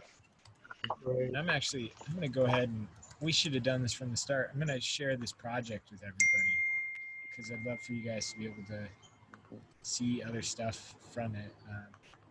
Keep drawing with us, but it was a really cool project. And I'll share the other ones as well. That last image of the musician, that photo was taken just like shortly after I'd gotten to know them, and they were doing a project for Bacardi, and I believe that shoot was on location in Cuba. I could be wrong, but yeah, really amazing photo. Lot of other collections. Yeah, I might return back to that photo at a later date to paint out half the stuff that I painted because it's such a good photo. Mm-hmm. And I just Tim, how's this? that looks great, Gil. Looks Okay, good cool. on my end. Yeah, it looks great, Gil. On my end too. All right, Gil, thank here you we for go. buying me time. Yeah. And so as we're launching this off, everybody, hope you've all been drawing along. We got a lot of people in the room tonight, and it'd be great to see your work at the end. So please share your work.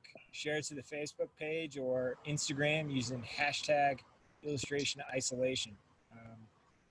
Other than that, once your photo's up, let's get drawing. John probably started the clock a minute ago. So Not yet. Not until Gil touches that paper with his whatever he's drawing with. and Here we're we go. off. Okay, so I'm in. Don't worry, Gil. It's the last drawing. We got lots of time. We started. Okay.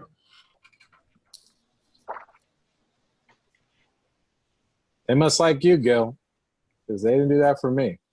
Yeah. You're the new guy. I am the new guy. That's right. I've only gone through I'm still in phase 1 of phasing. So Yeah. You notice we didn't even haze Hector at all. Yeah, no, but I we was gave a new him more guy. time. He's Illustration Academy legacy. Yeah, he's Academy legacy. It's- Yeah, I'm just a kid from Queens, man. You know. Then I'm scared of Vanessa, so I can't haze her. She draws That's too my well. job. Yeah, that's totally on Pratt.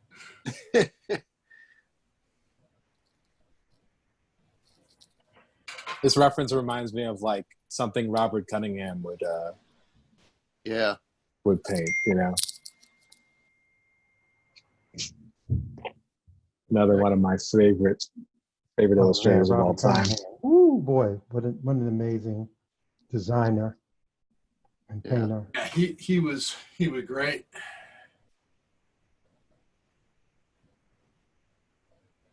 What was that? Cunningham was great. Oh yeah. I think he might have been one of my dad's favorite, if not favorite. He absolutely loved his paintings. His paintings were beautiful. That color. Was he a West Coast guy? Because he had that Diebenkorn thing I think going. he was in. Yeah, you're right. Connecticut. I think it was. We had He him was in Connecticut? years ago, back in the days when I lived in Dallas. We had a group, the Dallas Illustrators, and we actually had Robert come and give a presentation. And it was fantastic. And the amazing thing was, people asked him about his colors, and he said he's pretty much so. He doesn't mix colors. He just uses the colors that he buys right out of the tubes. Mm. And that was, I mean, he just said, I just use them. And the other thing that was fascinating was one of his hobbies for figure drawing was going to like these medical schools and drawing the cadavers. Yeah, I wish we could do more of that. I mean, he had these incredible drawings that he Okay did with not at doing these schools.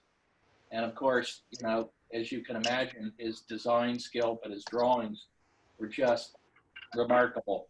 Right. And it was as soft-spoken and gentle and kind of person that you probably would imagine him to be.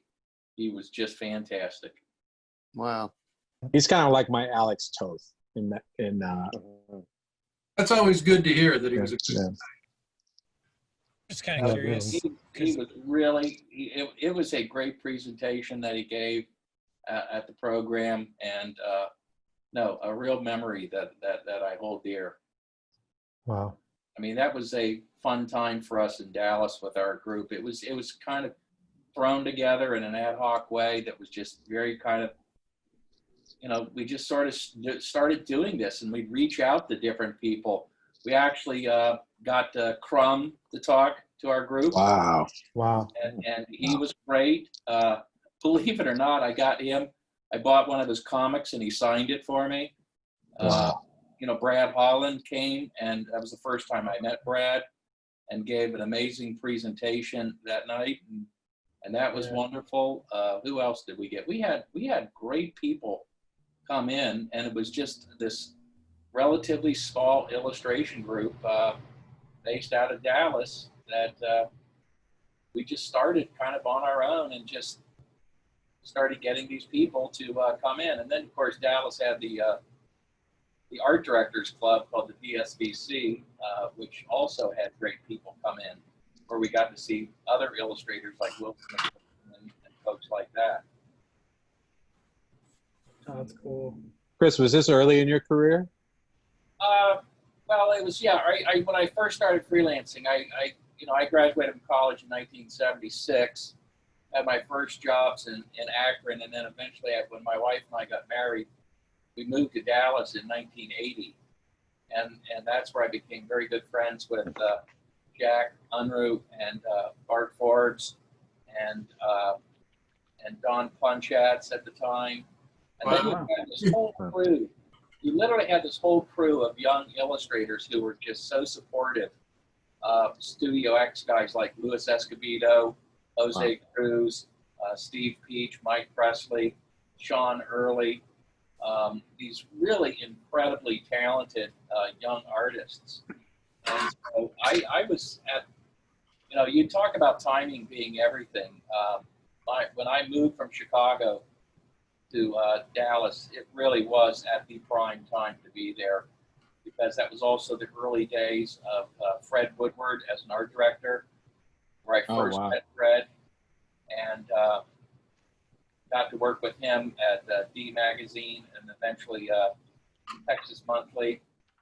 And then eventually, when he went to Rolling Stone, I got to do work for him there as well.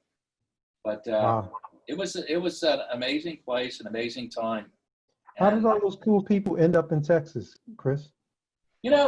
Lord only knows. Well, first of all, they had a wonderful school there, and I was fortunate enough to teach there. After a while, Mike Presley decided he wanted to step away, and there was a wonderful school there. It's now called University. It's Texas A&M in Commerce. At the time, it was East Texas State University, and they had some great teachers there. And right now, I'm blanking out on the name of them, but you had really some great artists who came through that program. Jack taught there for a long time, and oh, come on, now I'm blanking out on his name. The great kind of expressionistic illustrator artist. Oh, Gary Panter was at the school there. Stan Watts was a great illustrator. Like I say, guys like Mike Presley and those guys. And then you had Don Punchatz living there. And Bart, who actually grew up in Cincinnati, but ended up being there. Jack was from Missouri. And you had Tom Bailey. And you had some really great advertising agencies at the time there. The Richards Group was a very well-respected, great advertising agency. It just was a very, very fertile time to do good work. And I was just very lucky that in a kind of serendipitous way that I ended up moving there. And that was where I somewhat got to know John a little bit. John from the Chicago days, but his first agent was in Dallas. Is that correct, John? Yeah, Linda Smith. And she was just a wonderful person. Yeah, and she had just hired Judy Whalen, which was Jack's wife, became Jack's wife. Right. That's how I got to know Jack a little bit before I really got to know him years later. But man, there was a lot of talent down there. And you had some great public, Boys Life was down there, and a guy by the time, the art director, his name is Joe Connolly. And he was just a great guy. And the deadlines you got were always very reasonable. And the best part was, it wasn't just that you had reasonable deadlines. It was like, when you submitted your bill, you'd get paid in like less than 2 weeks. That was awesome. Wow. So unusual. Everybody else is taking 30, 60, 90 days to pay you, and Boys Life would pay you right away. It was just an amazing time to be there. And as I said, you think of some of the artists that came out of that area. There was Kip Lott, who now does photography, who's a great photographer. As I say, Jose Cruz. Baron Story came out of Dallas. Baron's a Texas illustrator. As I said, Tom Bailey was one of the really greats at the time. Ben James was really good. It was just a very unique time. And I just happened to be lucky enough that, for whatever reason, when my wife and I discussed, getting the hell out of Chicago, because I just didn't find the work that I was getting in Chicago to be very valuable. And I just couldn't, I had to get out. And my wife got a job opportunity in Dallas. I said, take it. And we left. And so much of my career is really owed to the time that I spent in Dallas.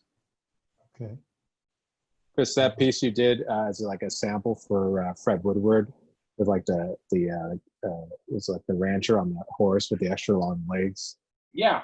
It's so cool. I love that piece. I was just looking at it the other day because it's in a magazine, an illustration magazine. It was like I forgot what it was. It was What it was called. Yeah, it was Texas Monthly, and he titled it "Tall in the Saddle." And the funny thing was, and even Fred admitted this later on when I lectured to one of his classes at SVA. I got known for Fred to be the guy that he would call if something went wrong. And I would get a call from Fred at like 3 or 4 o'clock in the afternoon, and he'd say, "I have this job," and he wouldn't say, "I got this job and everything got screwed up on it." He'd just simply say, "I got this job, and put the deadline's tomorrow, and I need it by 10 o'clock in the morning." And I'd stay up all night. I'd stay up all night and I'd work on it, and I'd turn it in. And so I'm doing all these jobs for him. And meanwhile, when he went to Texas Monthly, he started a page, which was the first time he started one of those pages, which was just an exclusive piece of art. And he would hire all these great artists like Sean Early and Melissa Grimes and Jose Cruz and all these people. And they would all get the job, and I never got the assignment. All I was always getting was the horrible deadlines and staying up all night. And so I kind of figured, look, if I need to get something, how can I do this? So I just did it on my own and sent it to him and said, look, I've got this piece, and I want to send it to you. And he said, fine, send it to me. And he ended up using it. And years later, he said that was the piece that changed his perspective of me as an artist. And when he went to Regardi's, he started a page, and I was the first artist he called. And when he went to Rolling Stone, I was one of the first 2 artists, the other one being Anita Coons, for that History of Rock and Roll series that I ended up.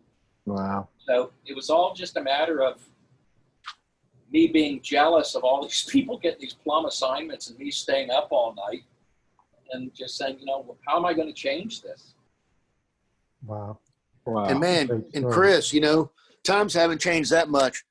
Whenever things go wrong, you're the guy I think of too. Yeah, I always felt that I was a little bit pictures me as being Jesse White, the Maytag repairman. But Just like waiting for the something to Maytag happen. repairman, Chris, you're ubiquitous. Well, I'll tell you this much, man. Hey, staying up all night at 30 was a hell of a lot easier than staying up all night than trying to stay up all night at 66. It's not going to happen. It's just not going to happen. I'm letting let all the young guys stay up all night. It's just, I can't do it. John, for how many years did your dad pull those all-nighters? Did it for a long time. But he worked, he built his life around working at night. He still did it when he was 80. He liked to work at night, and he'd sleep all day. It's when the world is quiet. Yep. That's absolutely the time that I worked. Yeah. Until my family came and. Well, yeah, it's when I wasn't driving him crazy, so it's like. Yeah, right. You were asleep. I got a good buddy of mine up here in Ohio, lives up in the Cleveland, Medina area, John Palancar. And John's a brilliant artist. And, John, we always kid John because we refer to him working the vampire hours. I remember we were at a restaurant, and somehow a bat got into the restaurant. I remember my buddy Stu asked if, one of John's relatives was coming in for dinner.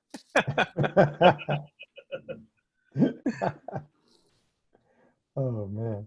But yeah, the torture that illustrators put themselves through for their work it's a challenge, and it's a challenge for the families that are married to illustrators too. Indeed. But that's probably the case for any really successful artist. It's a tremendous sacrifice You know, it's a tremendous sacrifice. Well, you know, It's a way of life. You know, it really is. I mean, there are some artists out there who have set for themselves, you know, standards of operation, and you know they've done that, and you know, more power to them. But you know, I was too frightened of failure, and so you know, when the job came through, you know, a good job came along, I took it, and if it took me all night to get it done, so be it. I mean, I'm sure, George, come on, you've at least, how many two all-nighters in a row have you done? Or you've been up 2 nights in a row? Lots. I mean, But I pull a lot of all-nighters even now. I mean, just because that is my favorite time to be working, you know. I can remember. I like seeing the sun come up. I remember Steve Peach was a buddy of mine. Steve is a wonderful artist, now lives in San Antonio. And he would be up all night. And so to try to stay up all night, you know, we would work together at the studio. And I remember there was one time I was in the middle of the second all-nighter working into the 3rd straight night on some job. And I mean, it's like all of a sudden you start to hallucinate. You start looking at your work, and it actually starts to move on your drawing board. Or you see stuff move out of the corner of your eye, you know. Oh, and the best part that ended up being it was around 4 o'clock in the morning. He has his TV on, and the Monty Python movie, The Meaning of Life, came on. And I mean, it took a whole nother surreal point of view for me. It was wild. But man, I could never do that again. Never. Yeah, I'd get up at about 11 o'clock, 1 o'clock, and just work through and get it done. I've got a good friend of mine for years. What he does is he gets up at 2 o'clock in the morning and starts. Yeah. He would get up at 2 o'clock. He still does. He gets up at 2 o'clock in the morning and he starts. That's what Heindel did. Get up at 3:30 or 4, and that was his day. Rather than staying up, yeah. So yeah, that's interesting. I knew that Bob worked crazy hours, but I didn't know it was that in that way. That started for me in college. Because, you know, everyone would be up and using the phone and getting into all kinds of mischief. And I needed that peace and quiet. Yeah. So I'd go to bed early and get up once everybody went to bed. So it's like I said, it's about 1 o'clock a.m. and there's nobody around and it's quiet. My roommate is knocked out. Well, and that's in New York, right? Yeah, well, actually, I was at State University at that time. State University Okay. when I started. Then I transferred home to attend the School of Visual Arts, and I had already pretty much set my schedule. And being at home, it was pretty much the same deal. You know, get up when everybody is down. Nobody's around. Me and my favorite radio station, WBGO, and the best jazz on the planet. Yeah, see, I think I started my late nights in college too, because I also had a job where I was 2 to 3 nights a week. I worked at the University Center from 11 o'clock till 7:30 in the morning. Right. And I took that job because it paid 50 cents an hour more. So, and I needed the supplies, but Yep. you know, it was kind of how the habit started. I was the kid that was reading comics under the covers late, and get up and go work on my drawing board. So I was a night owl forever already. But when I got to New York City, talk about culture shock, you know, and the sirens and the talking from below all night long, all day. It was On at night it was decal? quieter, you know, so it just sort of reinforced that in me already, you know. George, where were the dorms at for Pratt? They were right across the street. There were these 18 floor, it was an 18 floor skyscraper thing. Okay, yeah, that high rise. Okay, Willoughby Hall. okay. Yeah. That was a great time, man. I mean, I loved art school. I was in heaven, you know. It was everything I wanted it to be. Well, I think the other thing that you were lucky, and I feel that way about, you know, even though Miami University is not necessarily known as a great art school, again, talk about timing. I just happened to be there when they had some very good professors there, and my classmates. My classmates were really good. You mentioned about competition. I mean, we had a very competitive class, but as you said before, it was very healthy. There wasn't anything malicious going on.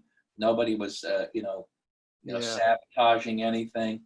It just was just a very, very good competition. And you always knew that, we had this one guy, he was always the point of the pyramid, as I said, and you wanted to try to knock him off the pyramid. Right. Chris, this is Miami, Ohio. Yeah, Okay, I'm Miami University in little town Oxford, Ohio. okay. And we just had, for whatever reason, that one year, we had just this amazing class. And oh Lord, my gosh, the late nights. And the thing was, we would be in the art building, and there would be 8 to 10 people all working on their artwork at 4 o'clock in the morning. We'd have the records going. It wasn't like you felt like you had to pull an all-nighter by yourself. It was everybody was in there. Oh yeah. Chris, what's a record? Yeah, that's true. That is true. What's a record? Yeah, but we also had the late night radio, and we also were able to do things nowadays. We were able to do things that I don't know whether they allowed in schools. I mean, I always had a bottle of bourbon in my locker. Okay.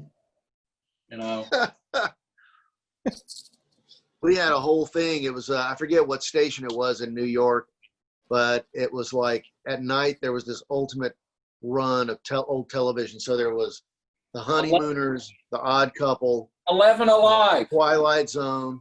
It was awesome. That was 11 Alive, wasn't it? I think you're right. Because when I was, you were there. See, I was at the illustrators workshop in 1976. And that's probably about the time you would have been in college. No. Not quite. No, I was there. I was at Pratt in 1980 to 83. Okay, a little bit later. But Yeah. I remember I was staying with my cousin, and I would go down to the city to show my portfolio and do different things. Just I knew I wasn't going to work there. I knew I wasn't ready, but I would go down there to get people's point of view and take on my work. And I worked at my cousin's business to pay rent.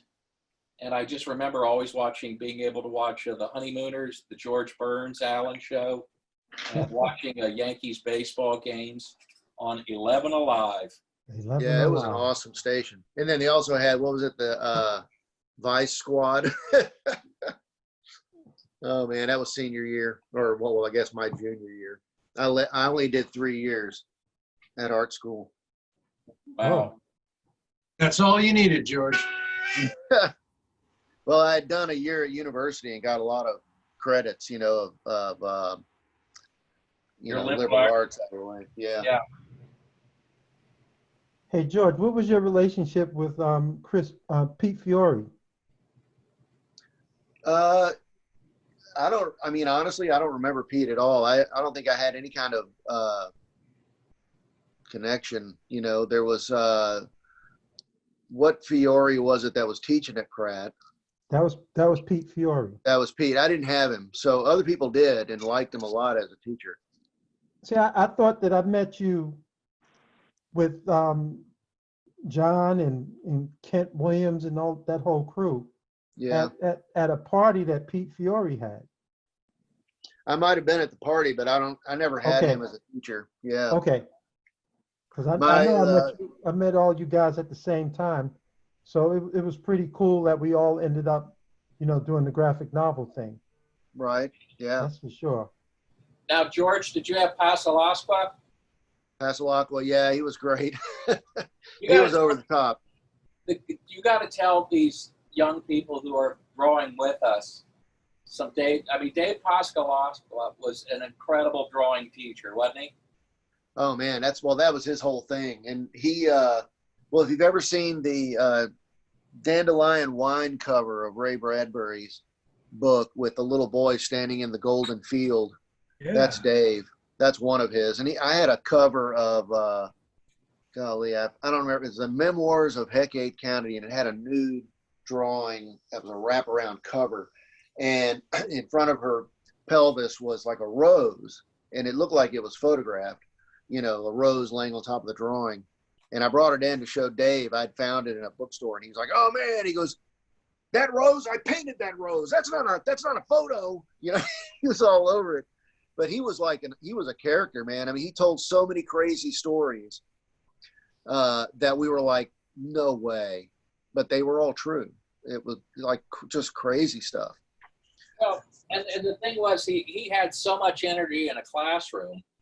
Yeah, he was a presence. If you've ever seen that, I mean, he wasn't as insane as Whiplash, but close. Am I right? Yeah, I mean, he was totally over the top and in a good way. Yeah, but not like Whiplash, but he was over the top. Yeah, and the other great, I had Jerry Contreras and Don Albright and Barron. And Barron, of course, was like a major sea change because he was the only one that did demos, and was just like he was like it's what Brent always just keep calling me, but he was like a shape charge. He would come in and like, we're gonna do this, and he would get it, and he just taught us how to make art out of anything we could lay our hands on, and to have a conscience. It was really cool.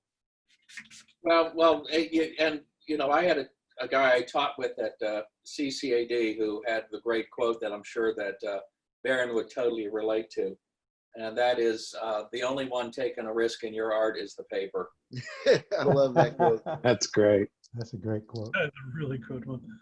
I mean, and it's, when you guys were talking about, the competition and wanting to make things just right. I mean, the one thing I think that was a lesson I learned early in drawing class by drawing on things like newspaper and crappy art supplies was it's okay. It's even if I do something great, it's going to be gone, real soon because the art supplies are so crappy. So yeah. And so I never worried if I made something bad. So it just, all I wanted to do was make, and each day just try to get it better. Be makers. That's the whole point, and that's something I think that's sort of lost right now, at least that I see among a lot of students, is they don't, if they're not doing assignments, they're not doing art. And it's like really bizarre to me, Well, I found even at CCAD, I found was interesting was you would give them the assignment, and it seemed like the only time they were working on their assignment was in class. They weren't working on their assignments outside of class. And I thought that was unusual. I mean, the students who always were very successful were the students who would come in, and you could see that they had put in an extraordinary amount of time outside of class on their assignments. The students who seemed to only put in the minimal, little wonder their work wasn't as good as, the student who did. Yeah, exactly. Hey, and guys, I actually wanted to add to that because I think it's interesting because somebody said, there's like, I think there is definitely, and I think you guys would agree with this, it's not really romanticizing like an unhealthy work habit. No, I think you guys are kind of, I think that there's like a looking back fondly on the memory of that experience, but then like, George, I've seen you at the academy enough, like one of the things that's always being told is like, don't burn yourself out either. Yeah. Yeah. Like that can happen. There is something to be said about like, I don't think you guys are endorsing, and maybe I missed a section or something, but I think it's fair to be clear. Like, you should, everybody in the room, you know, you should find what works for you. Yeah. And it's just, and it has to be sustainable, you know? Well, I think it's, I guess one of the reasons what allows, you know, George to be able to work late, but it's, I mean, look, sometimes it's, first of all, when you're in school, you know, you're just trying to learn and you love what you're doing. To put in extra time on something you totally enjoy doing. Right. Not extra time. It's like the golfer who puts in the extra time at the driving range, the baseball player who puts the extra time in the batting cage. Have you guys watched we just started The Last Dance? I keep wanting to watch it and I haven't yet. It's a really interesting, it's definitely worth watching. I don't want to ruin any of it, but it's the 90, I believe it starts the 97 bull. I think it starts in the fall of 97. Yeah.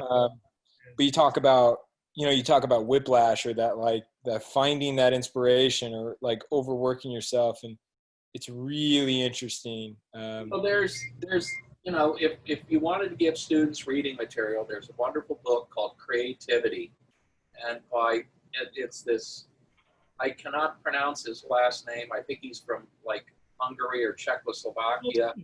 Yeah, Ukraine. His last name has like about 37 letters in it. Yeah.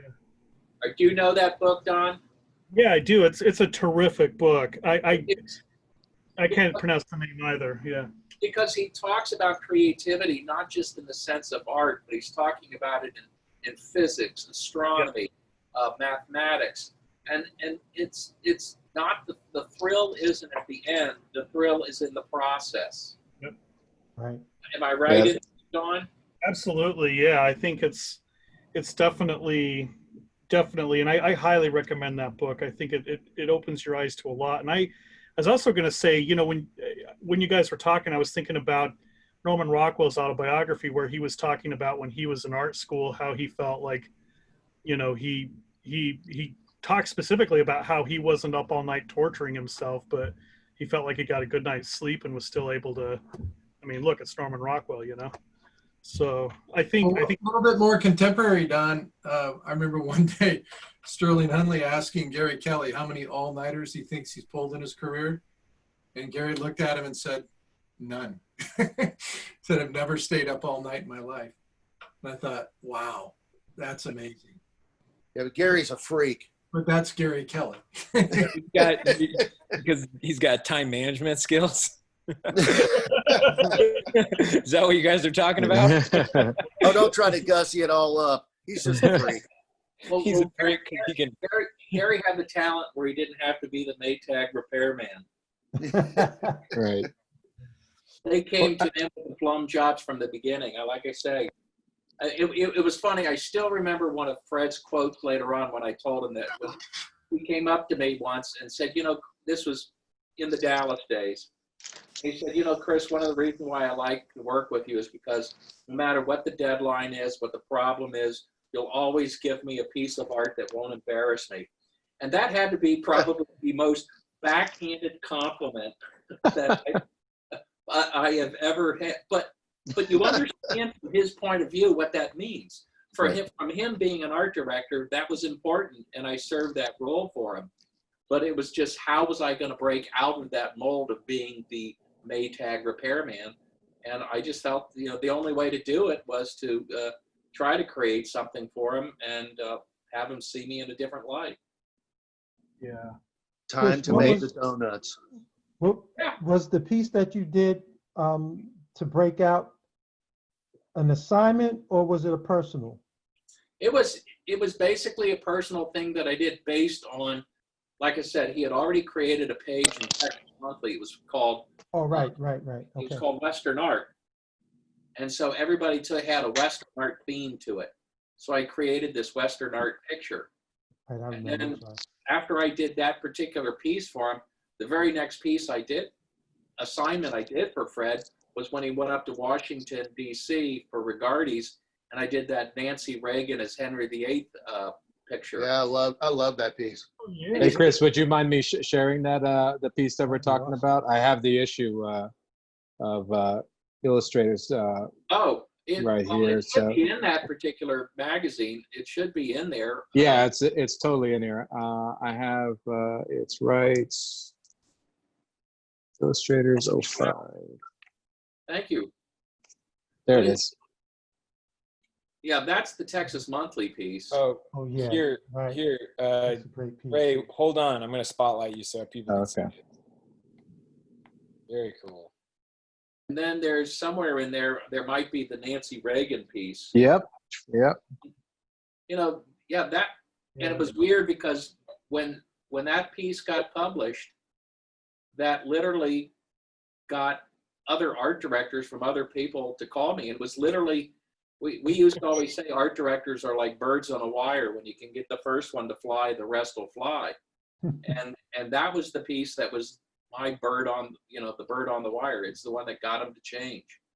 Because shortly after that, I get a call from, I think, Esquire, and then I get a call from People magazine, and then I get a call from Sports Illustrated. It was weird because I was doing just marginal work, doing what I could do.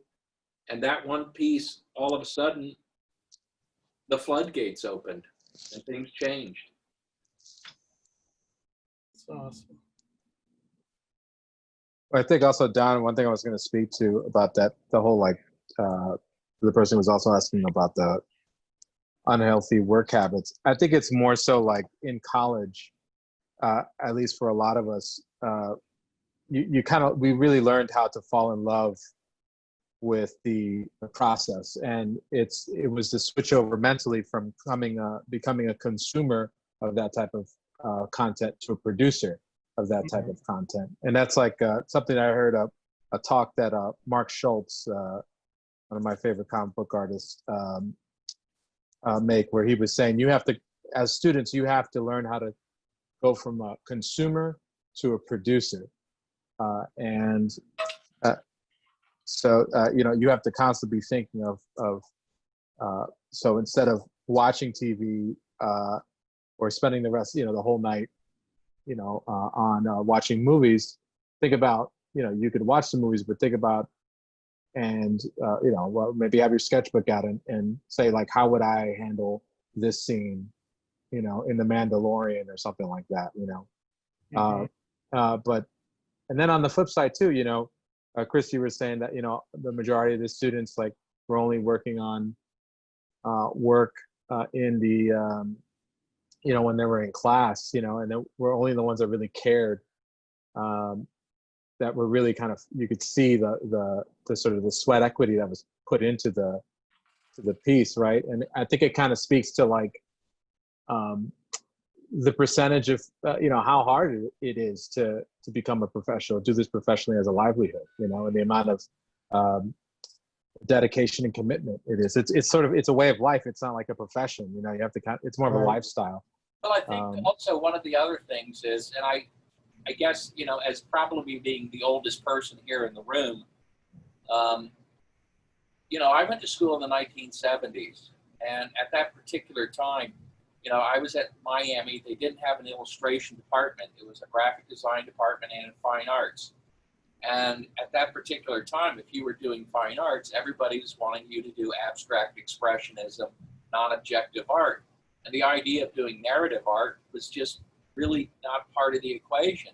And the only place to find that was in a graphic design department, of which we only had one book, which was one illustration annual. So, and when you were doing the abstract expressionistic work that these teachers were wanting you to do, nobody was telling you the difference between a cadmium red and alizarin. Nobody was telling you anything about warm shadows. You were just talking about that, Ray, in your piece, where you're saying, well, you see, you have this cool light, you have the warm shadow, you have the warm light. Nobody was talking about it. I still remember somebody telling me I had to warm up my shadow. I was going, what the hell does that mean? Right. Warm shadow. When the sun is out, it's hot. I go into the shade to get cool. What are they talking about? Nobody would tell you that. I even had a teacher once at Miami say, Chris, it's not important how you say it, it's what you say. And I still remember saying to him, Mr. Gaston, I'm 19 years old. What the hell do I have to say? I don't know anything. I mean, I can't even buy my own booze. And so, I mean, I got nothing. And so I mean, what do I, you know, I think it's time. What I'd like to do is learn how to do things. Chris, And you got that one wrong. You could buy your own booze at 19. What? Yeah. Yeah. Oh, Chris, you missed out on so much. Yeah, what's going on, man? Who lied to you, Chris? Ohio was 18. Somebody tricked you, man. No, Ohio was. Your parents told you 21 and you believed them? Oh my God. Oh yeah. Oh, trust me. I mean, we found ways. You would go over to Indiana. Trust me. You would drive to Indiana. He just said he had bourbon in his locker, so obviously. Right. Yeah, he was. You go to Indiana, no doubt. But the point is, it was just, you know, I just knew that I had to learn things. I had to learn process. I knew I had to learn this stuff, and they weren't giving you that information. And in programs like what John's doing with the visual arts passage, I mean, he's really going through and having Brent teaching a class about color and getting students to really understand what color is, understanding value structure. I mean, for us, you know, we were trying to discover this stuff, trying to figure this stuff out. And it was, True. and I think that was part of one of the reasons why I was staying up all night. I'm sitting there looking at this stuff, trying to figure it out. I wasn't having a teacher sitting down and saying, here's what you have to do. Yeah. You know, Nowadays, you're we're filling, teaching students a you're lot filling more. in a nice blank for me, Chris, because I had to chase all of that stuff. But if I would have taken my painting class with Max Ginsberg, like the rest of the students that were at my high school, I realized I would have been ahead of the curve. Yeah. Right. Because you know, and it was the same like when at our program in Detroit, when our painting guy came, our painting guru, it changed the whole game. You know, and honestly, books that are so much more available to now, like you were talking about the Mead Schaefer book. In 1976, there was no place to find a Mead Schaefer book. Totally. No way. Totally. No. You know, Totally. there was, you weren't seeing the book on creative illustration by Andrew Loomis. Right. No.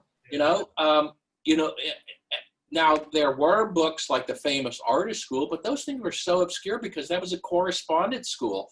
Those books weren't available at colleges for you to be able to study. So, you know, nowadays, fortunately for a lot of young people, you know, what we teach in a lot of our illustration programs is a lot of the stuff that we didn't really get. And now it's much more available. I mean, think about it. The Society of Illustrators Annual, the first one came out in 1959. Now that seems like a long time ago, but it really wasn't that long ago. Yeah, that wasn't. Yeah. You know, prior to the Society of Illustrators, where were people supposed to find out about Bernie Fuchs, or where were they supposed to find out about Robert Weaver or Milton Glaser or any of those folks? Where were they supposed to find it? And now it's readily available. You get books on Wally Wood. You know, you get books on comic book artists. I mean, real beautiful collections on Jack Davis. There's so much now available, and I think that's one of the reasons why when John was saying, when his dad said, where are all these good artists coming from? I think these good artists are being able to have a lot of stuff for them to be able to learn from. Absolutely. They're not, they're not locked down by geography or, socioeconomical even limitations, because, the internet, if you can get internet access, you could learn about all these people. I mean, heck, look, what we're doing, I would have killed to tune into something like this as a student. I would have freaked out. I would have been all over it. Oh yeah. Hey guys, let's do this. I think we've come to the end of this drawing. I think because I like showing the work at the end. And Timmy's gonna bounce around and show the work from Instagram and Facebook for a few minutes. Oh, okay. Wrong flip. See what the audience is doing. Yeah. This has been great, guys. I think I can hear somebody's dog. That's I think Ella. George is howling again. That's Ella. She wants to Oh. draw. I thought George wanted more Timmy minutes, you know. Yeah. She's really still mad about not having opposable thumbs. Yeah. That's a tough one to come to terms with. Yeah. Yeah. All right. Let's see here. I turned my camera on this time I drew one. Not very well. I think probably the best note that you made, Chris, was it's program. I'm gonna mute you, George. That is too hard to talk through. What's that? What are you complaining about, Tim? No, I was gonna highlight something I appreciated that you said, is that, like, you know, unhealthy work habits, you know, yeah, you should figure out how to work around them, and that visual arts passage is a really great way to gain access to information that can really help with that. I agree. The color theory class, I shared a link to it. I highly recommend checking it out. What a nice segue, Timmy. Yeah, and so on that note, round of applause, first of all, for all the artists that drew for us tonight. And we're going to start by thanking those of you in the audience. So let me clean up my desktop so I can so we can check all this stuff out. We've got some really good stuff. And if you're posting it right now, I'm going to hit refresh in a second. And that way we'll get the newest posts. Some really awesome stuff.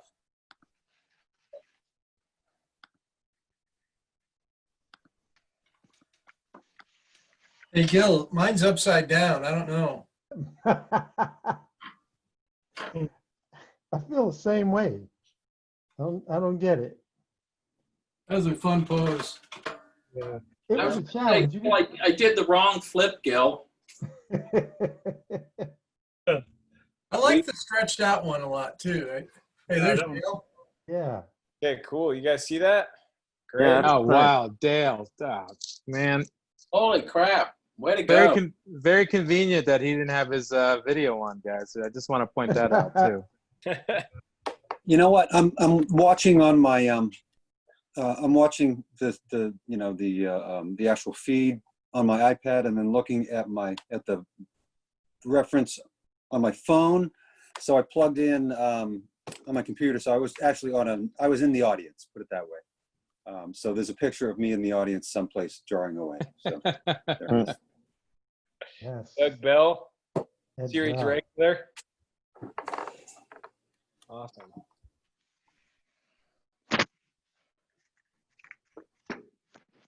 Great. That was fun. That's a nice one. And I'm gonna say Vanessa didn't. We didn't kick her out. She just Did she text you also? Yeah. She got sick of us apparently. Oh, damn. No, her computer. She's got some tech issues on her end, so unfortunately we're sad to see her go. But luckily We could blame George, I guess. Yeah, it's probably George. All his fault. This is awesome.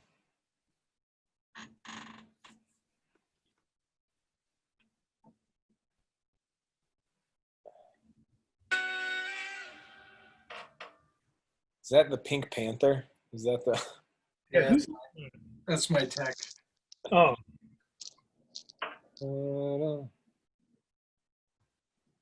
These are great. Yeah. Man. Awesome. Oh, I love the feet. Yeah. Feet. Don Martin. All these color pieces, wonderful. Yeah. That's nice. I got to do some tone paper stuff. Felicity. Oh, Felicity killing it again. Yep. Oh yeah. Wait till you see her jazz musician.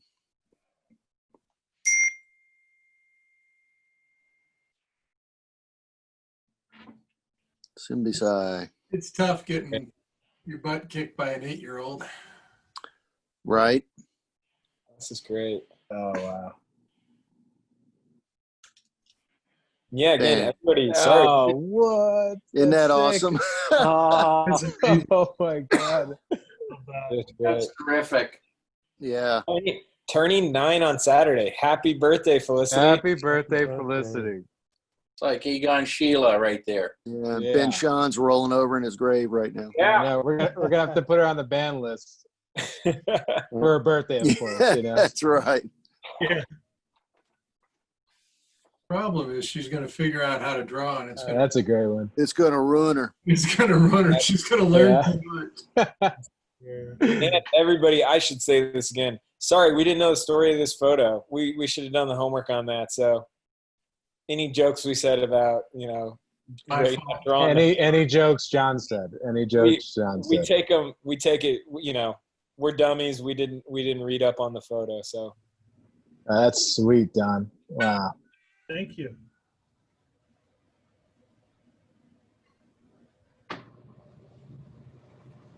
Oh, that's great. That's That's a fun. nice one. Really nice. so great. Couple new people tonight. That's a good one too. These are all great. Last week.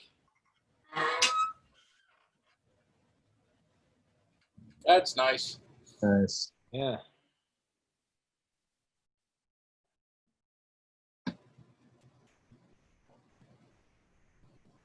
Awesome. Yeah. Steve Hughes. Nice. Steve, Dave, it's awesome. it's fun. Yeah.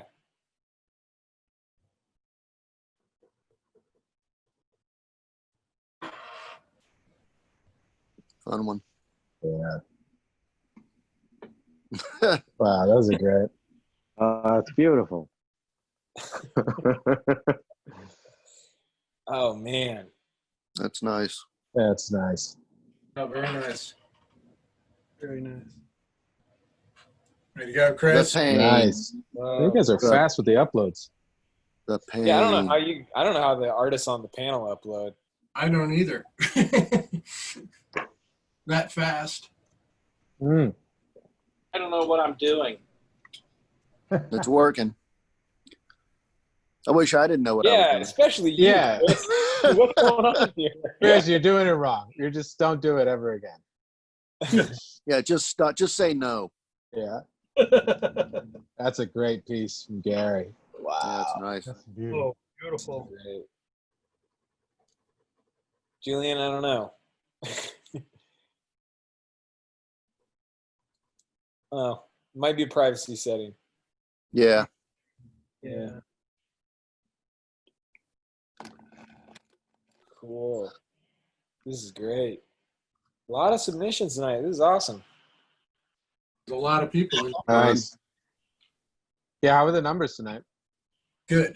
Very good. Great. Good. I'm happy I'm not cursed.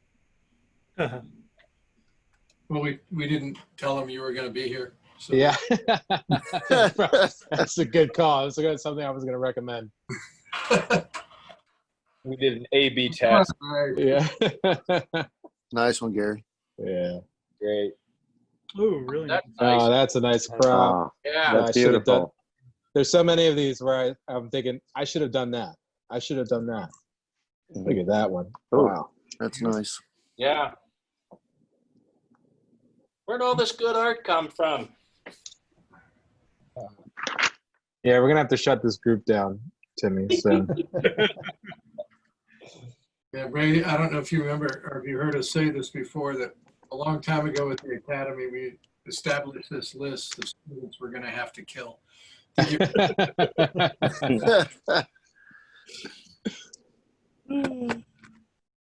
It's self-preservation. yeah, absolutely, absolutely. It's for the sake of the the other students. Nice one, Bill. Sake of the Ooh, Oh, look at that color. holy cats. Yeah. Yeah, beautiful. That's great, Addie. See, that's what I was trying to do for that one. I just didn't. Oh, that's beautiful. Cool. Ooh, Yeah. Yeah. Oofda.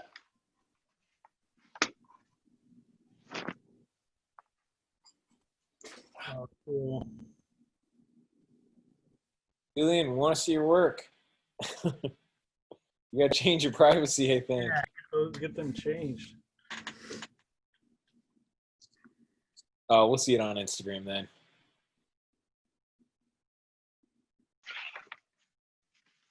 Awesome, Andrew.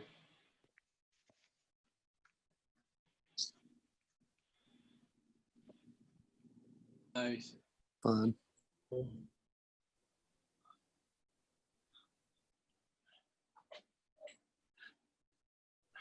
Julia, awesome to have you here. Nice. Done. Wow. Wow. That's cool. Nice. Who is that? Antonio? Antonio Art. Antonio, what's your last name? Or is it Art? Could be art. Could be Art.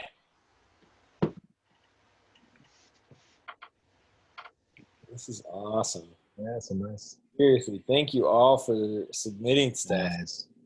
Nice. Sweet. Abraham, Very nice. have you? Abe.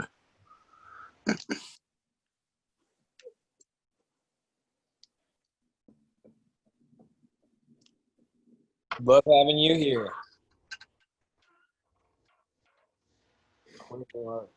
Cool.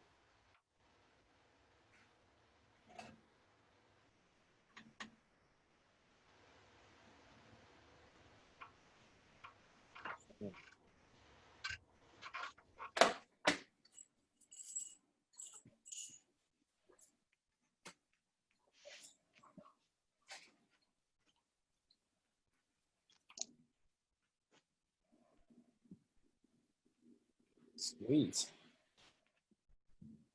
Have it. There you go. Oh, that's nice. Hmm. Veronica, that's nice too. Yeah. Catherine. Hello, Catherine. Picking up, Nice. picking up where Vanessa was leaving off with the ink. That's great. I see my dog is getting annoyed. There, Doug. Yep. Way to go, Doug. Yeah, that's a great one. Yeah. Wow. Yeah, look Yeah. at that. Doug, you're killing it. Yeah. Yeah, that's great.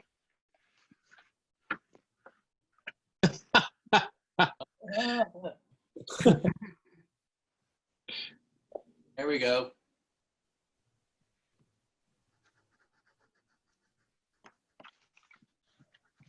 Come on, Chris. That's unfair. All right, we're gonna have to probably ban that for inappropriate That's so content. sweet. Who did that one? I don't know. You gotta ban it, Timmy. I don't. It You doesn't. want me to Oh. should I report it? Yeah. Spam. I think it looks like spam. What do you think? Ban that guy now. Use them. Yeah. Oh, wow. That's great. That's fun. That's cool. Really good. Now, everybody, if we pass by your work, there's so much awesome stuff. It's hard to, I wish we could stop at each one. This is great. Yeah, a lot of people painting today. Wow. Yeah. Thanks, Ray.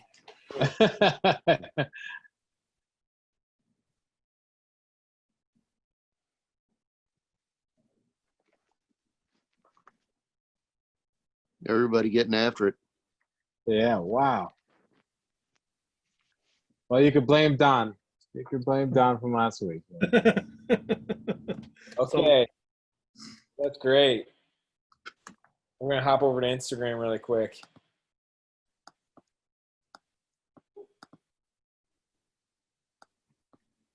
Once you added the color photos, game on. Yeah, and it's really easy to be. It's not hard to be inspired to paint in color with that reference. That's like. Yeah. See, that's my problem. If I have a color reference, it's really hard for me to get away from those colors. I agree. You know, I flip everything to grayscale and make up color.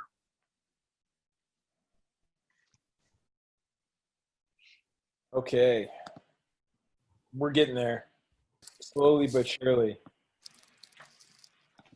And this is the segment where I say we're on Instagram, and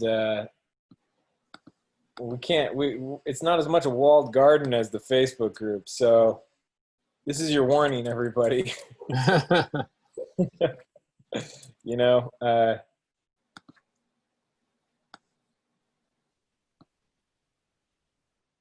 let's see here. Okay.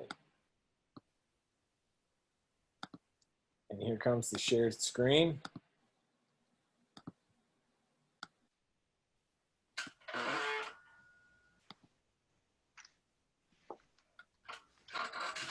Cool. Make it so we can see.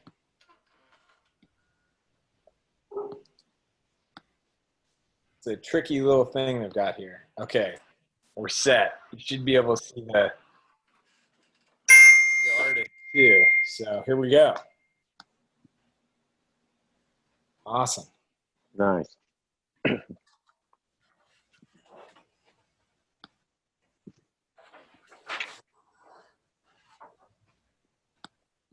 is great.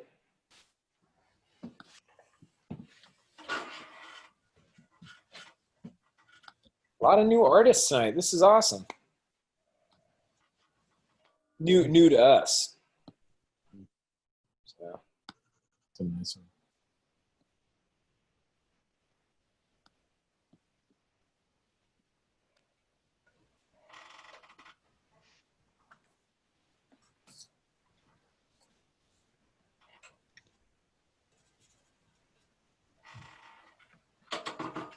Nice. Wow. Nice. Yeah. That's cool. That's nice. Yeah, it's a nice one.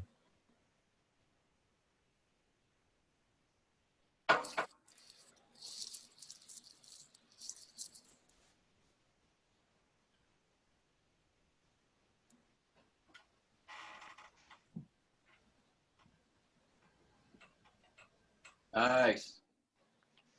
A lot of visual arts passage students in the crowd tonight too. This is great.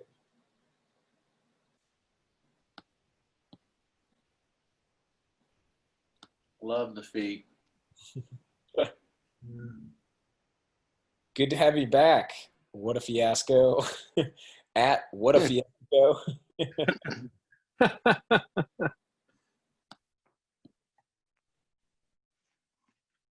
Addie.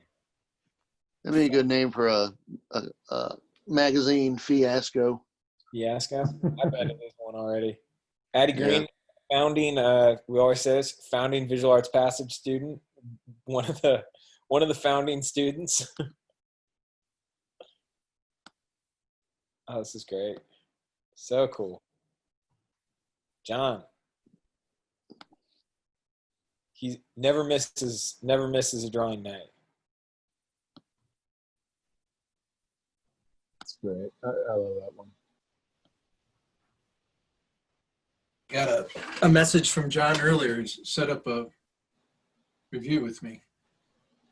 Oh, great. That's actually a really good point. If you're in the audience, you can book a review, a portfolio review with John English anytime for free. It's a bold thing that we offer out to the community. And talk about things I wish I had available to me, right, as a student. Yeah, but if you go to our website, if you just scroll to the bottom of the page, Look at that. Those are some wonderful lines in there. That's some beautiful line work there. Yeah. if you just go to our website, you scroll to the bottom of the page, you'll see it. You can book a review. It'll be with John or a passage artist, and it's just an opportunity to talk about your work. You don't even have to sign up.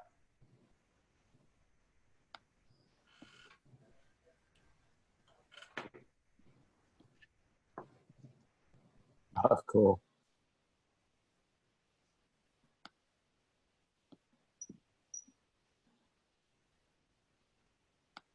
It's great to see some digital painting there too. I got to figure out a way to rig up my iPad. Is there a way to rig up the iPad to share the screen to do a? Yeah, 100%. yeah, it's real easy. Really? Okay. plug it in. Right.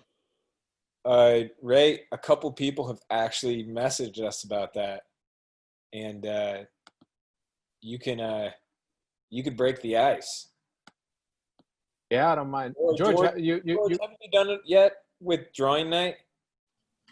I did it one night, I thought.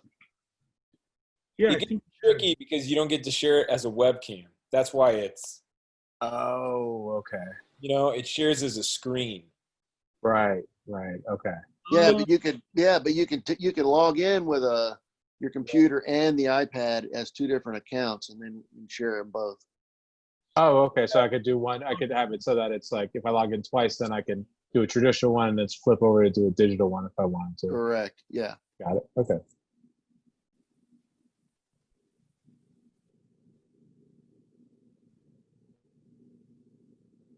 They have it now with Zoom. You can share multiple screens, which that wasn't the case before. That was Oh, why, wow. Really? That was why that was complicated before. It's because when we gave George the screen to share, he was he was controlling the whole room. That's George, right. I don't like it when you're in control of things, man. Yeah, and that's You'll never get it back. yeah. Right? Microphone to an audience member. Total control freak.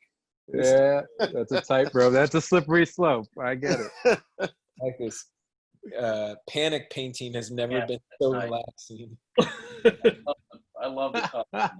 Oh, cool. Yeah. Great.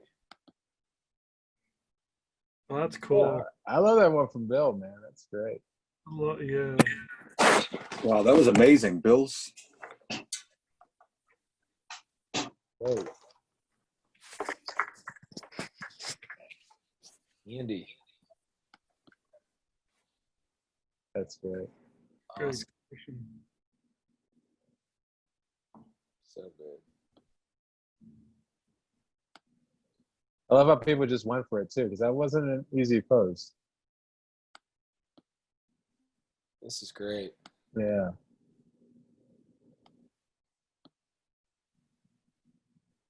The previous one reminds me of those Bernie Fuchs drawings. Remember I guess like in the book they talk about like all the he did like a watch ad or something like that, and all the ripoffs that they took from that, or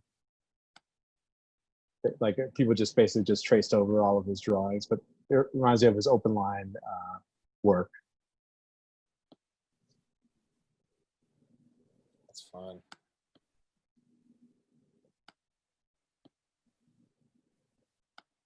Yeah, it's on paper. I love it. Wow. Was that the Academy paper, or is that a little darker than what you guys usually use? It looked like a lot rougher paper. Oh. I think you guys need to share the Academy paper. You talk about it a little bit too much for none. Yeah. Those who have Bill, not Bill and I want free samples. You have to come to the academy. It's magical stuff. I Yeah. believe it. Luciana's tobacco. Okay, cool. Great. Yeah. However, if you text me and send I don't know, $15, I'll give you the info. Low price, right? George, For one low price. Yeah. George George, has how payment long were you in plans, too. Brooklyn? What? How long were you in Brooklyn? 18 years. It rubbed off. Yeah, you picked up a couple of things, man. Yeah. This is great. Everybody, thanks so much for joining. Very fun night. Really awesome. Yeah, thank you, everyone. Yeah, Thank you. everybody on the panel, Chris, Hector, Don, Gil, John, Raymond, George, Dale, thanks for jumping in. Sorry to put you on the spot, but we're always going to you to panel. This is always going to happen.